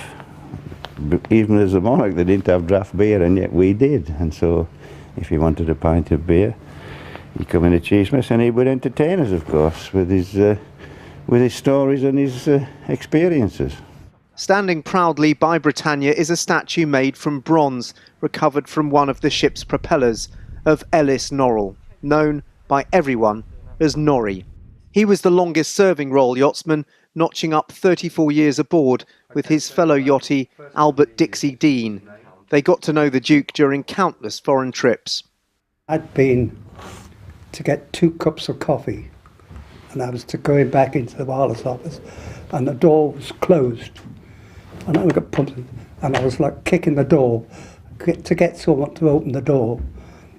And the Duke came out of here, and I'm standing there with these 2 cups kicking this door. And he said to me, "Oh, just a moment." And he came across and opened the door for me so I could go in. How did you feel? I was terrified. But not as terrified as the time Norrie was asked to cut the Duke's hair after testing out some clippers on the crew. One evening I got sent for to cut the Duke of Edinburgh's hair. It frightened me to death. But it must have been all right, because he sent for me a second time on another particular tour, a long tour of the Pacific. The Royal Yacht Britannia took the Duke way down south into Antarctica during his round-the-world cruise. In 1956, the Duke embarked on a world tour alone on the yacht, going as far as Antarctica, enjoying time with the crew, which included a beard-growing competition and a special ceremony to mark crossing the equator. Crossing the line once, he got pulled up before the Neptune's court to be awarded a Beatle wig and a guitar. He'd not heard of the Beatles in the early 60s, and everyone thought this was quite hilarious that the Duke didn't know anything about the Beatles. The yacht also served as a family home where the Duke could enjoy time with his children, often cruising the Western Isles of Scotland. The ship's penultimate captain, Rear Admiral Sir Robert Woodard, remembers how the ship offered complete privacy for the Queen and Duke. It was home. You needed to picture Britannia really as very much their private domain, and that it was looked after by 260 people who dedicated their lives to making sure they were safe and comfortable and not worried by anything. And he would always cook. He'd cook anything. I was most amazed at some of the things. I mean, octopus is fine, but I mean, if you found a shark, he'd put it on, I think. The Duke and Queen conducted hundreds of official engagements aboard Britannia, some solemn, many convivial. The Duke alone travelled more than 70,000 miles on the ship, twice circumnavigating the globe, those happy times making her decommissioning in 1997 all the more emotional.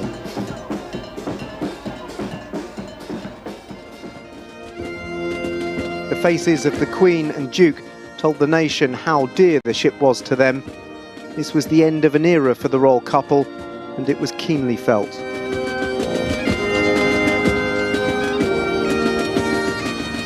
I think this was so devastating when she had to be withdrawn from service, because they didn't have an alternative.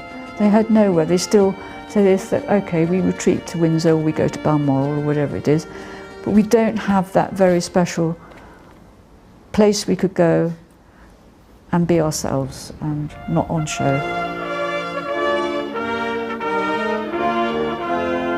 The Royal Yacht was the only place where they could get proper privacy.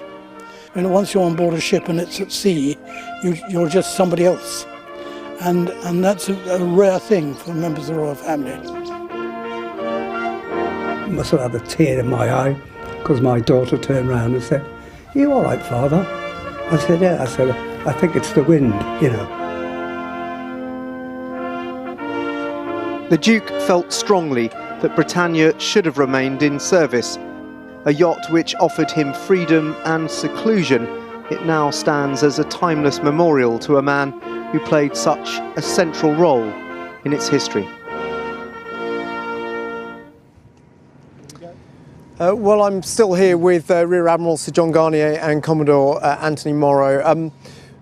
Tell me a little bit about life on board, Sir John. I mean, they did have this amazing seclusion towards the stern of Britannia, where they didn't have all the security and things they had elsewhere.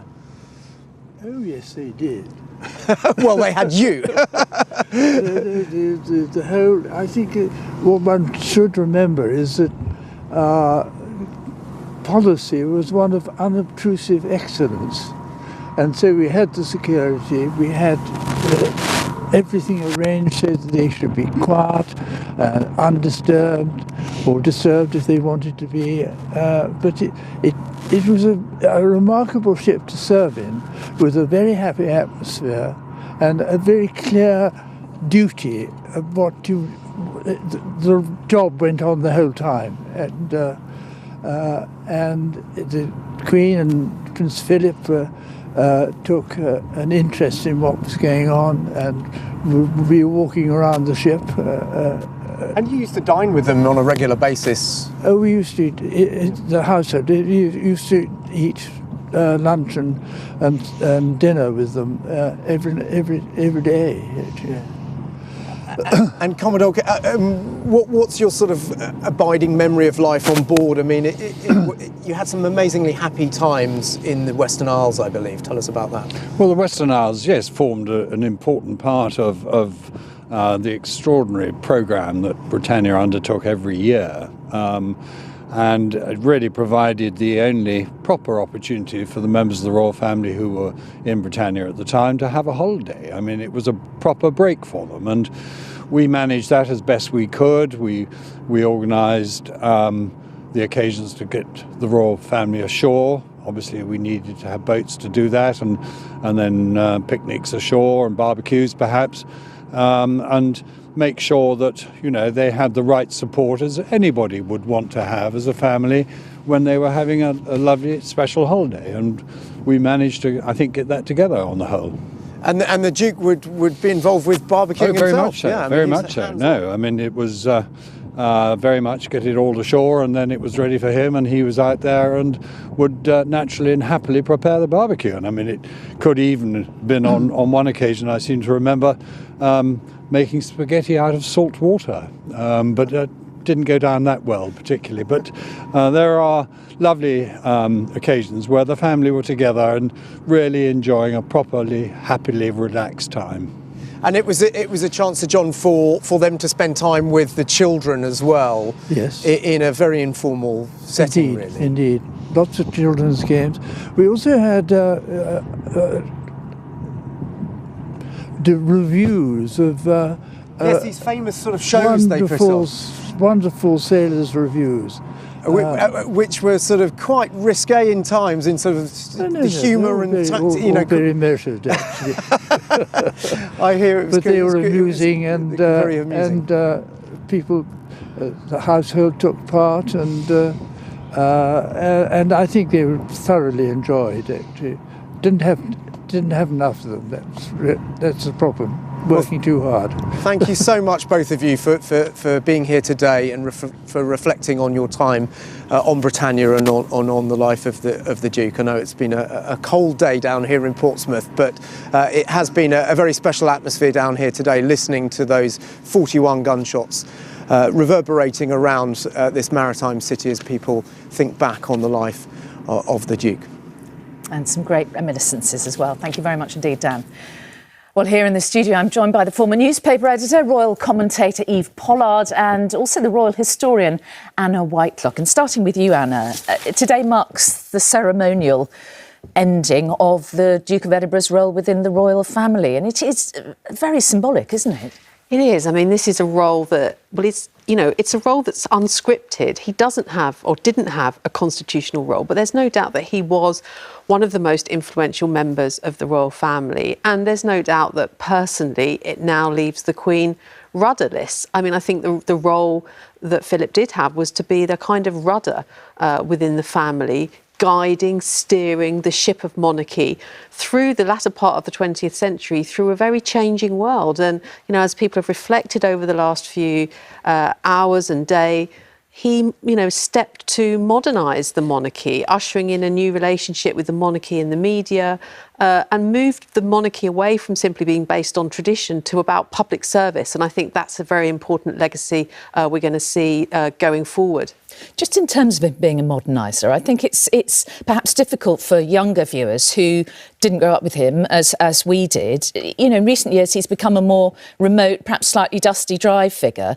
But to put it into perspective, back in the day when he first was the consort to the Queen, he really did shake things up, didn't he? He really changed things. Yeah, I mean, he had an energy and a desire to make a change and make a difference. And, he talked about, if he could do anything that was, brought his kind of insight and instinct to bring about change, he would, and he did. And he went to the palace and thought, why are the staff in separate kitchens? Why is a bottle of whiskey given to the Queen every night? I'm sure she doesn't want that. And that was something that dated from the time of when Queen Victoria had a bad tooth and requested a bottle of whiskey, and it was never rescinded.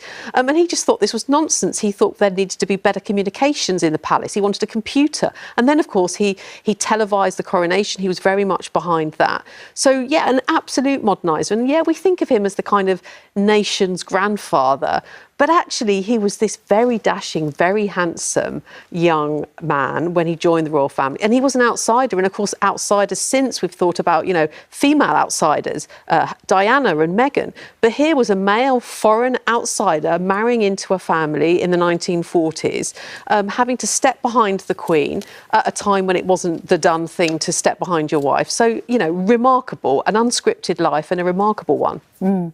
Eve, just turning to you and really reflecting upon that young, dashing, handsome, change-making prince who stepped into public life back in the 1940s. He was very different, wasn't he? Well, he was a moderniser, which was disapproved of by some of the courtiers, but he wanted things to be made easier for the royal family and easier for the country.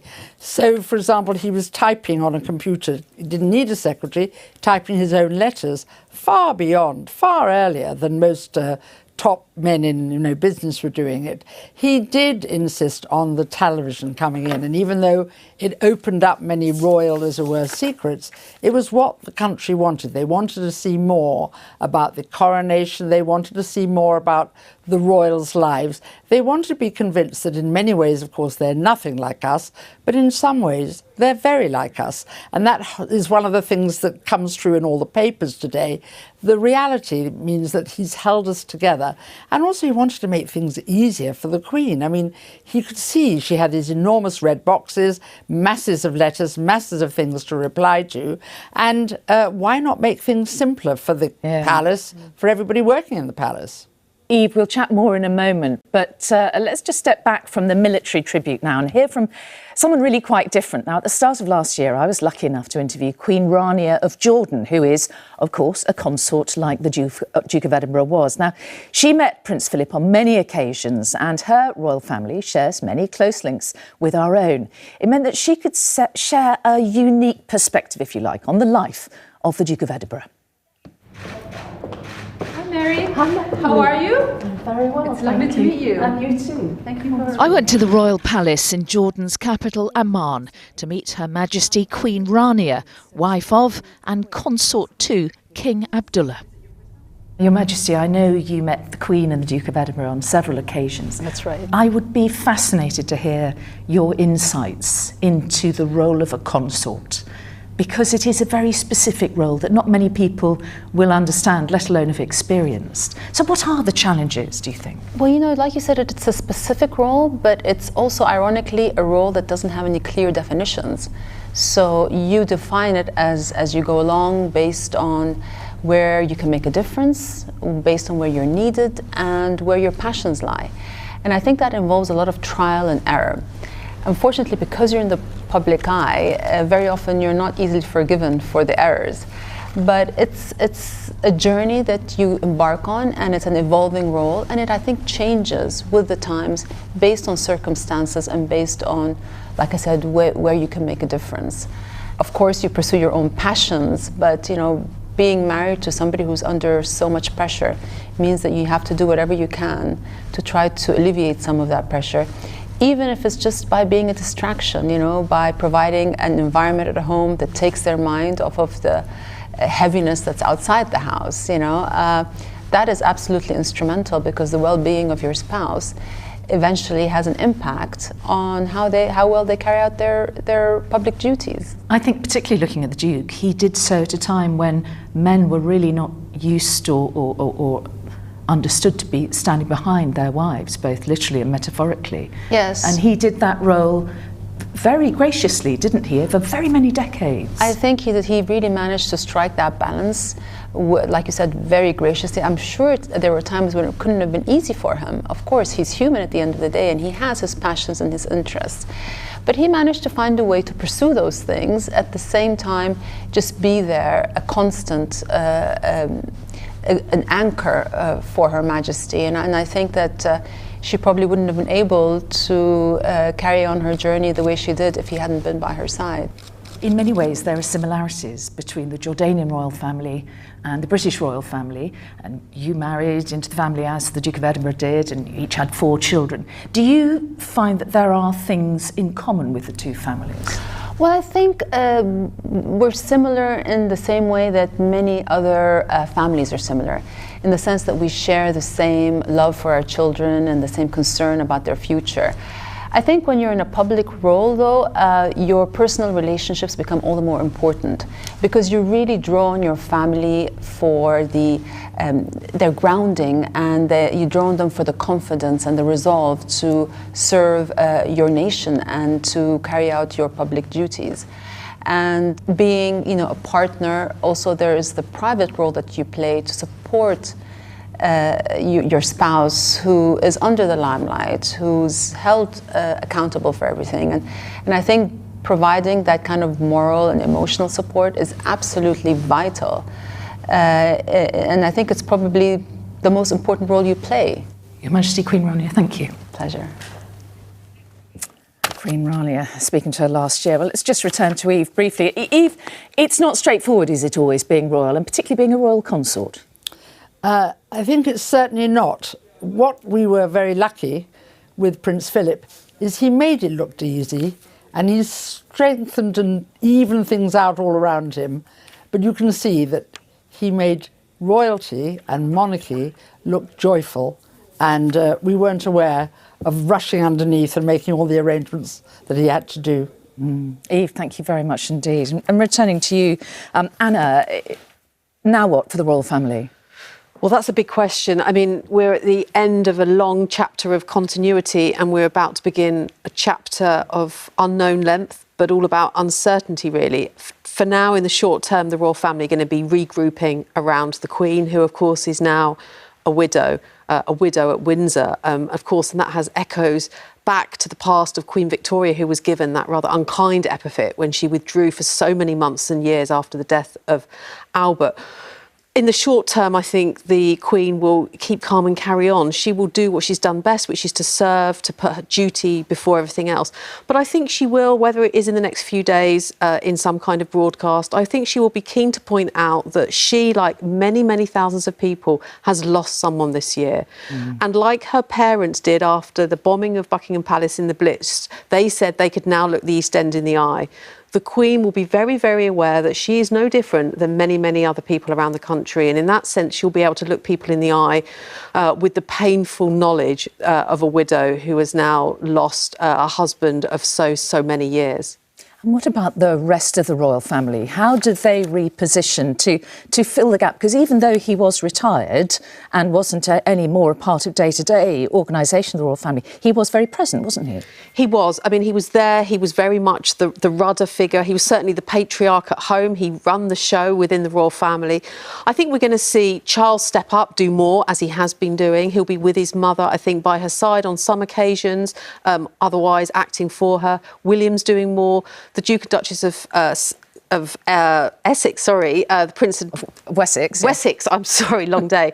Sophie and Edward, they have done a lot, particularly in the Commonwealth. So I think we will see them doing more. So I think the royal family will rally round the Queen.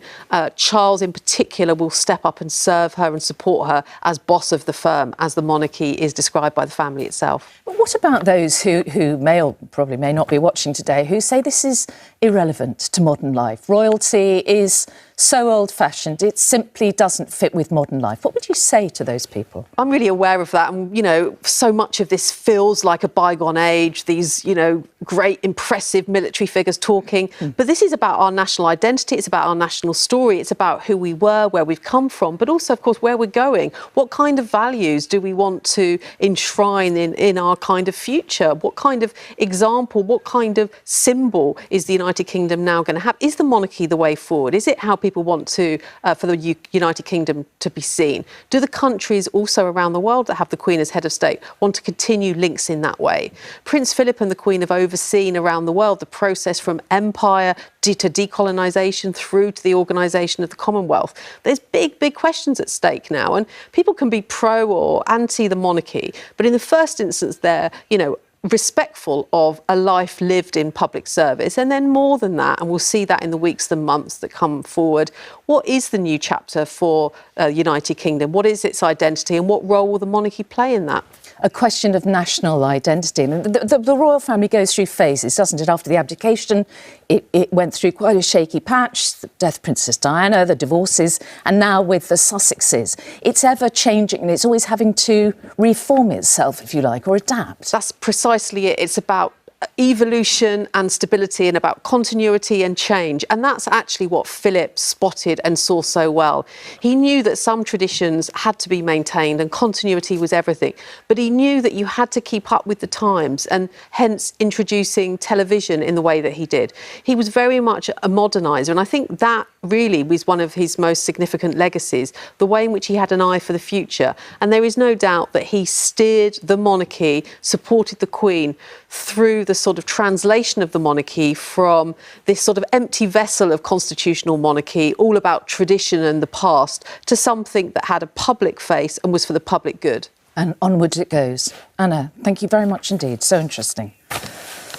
And that brings to a close our coverage of the Royal Gun Salute to the Duke of Edinburgh. 41 guns fired to mark the passing of a man who was as much a part of the military family as indeed the royal family and indeed private family itself. Across the UK, in Edinburgh, the city from which he took his title, and in the glorious sunshine of Cardiff Castle there too. Well, now the focus will return to Windsor, where the now widowed Queen remains and where the Duke's funeral is likely to take place. The lunchtime news will follow next, but from all of us here in the studio and around the country,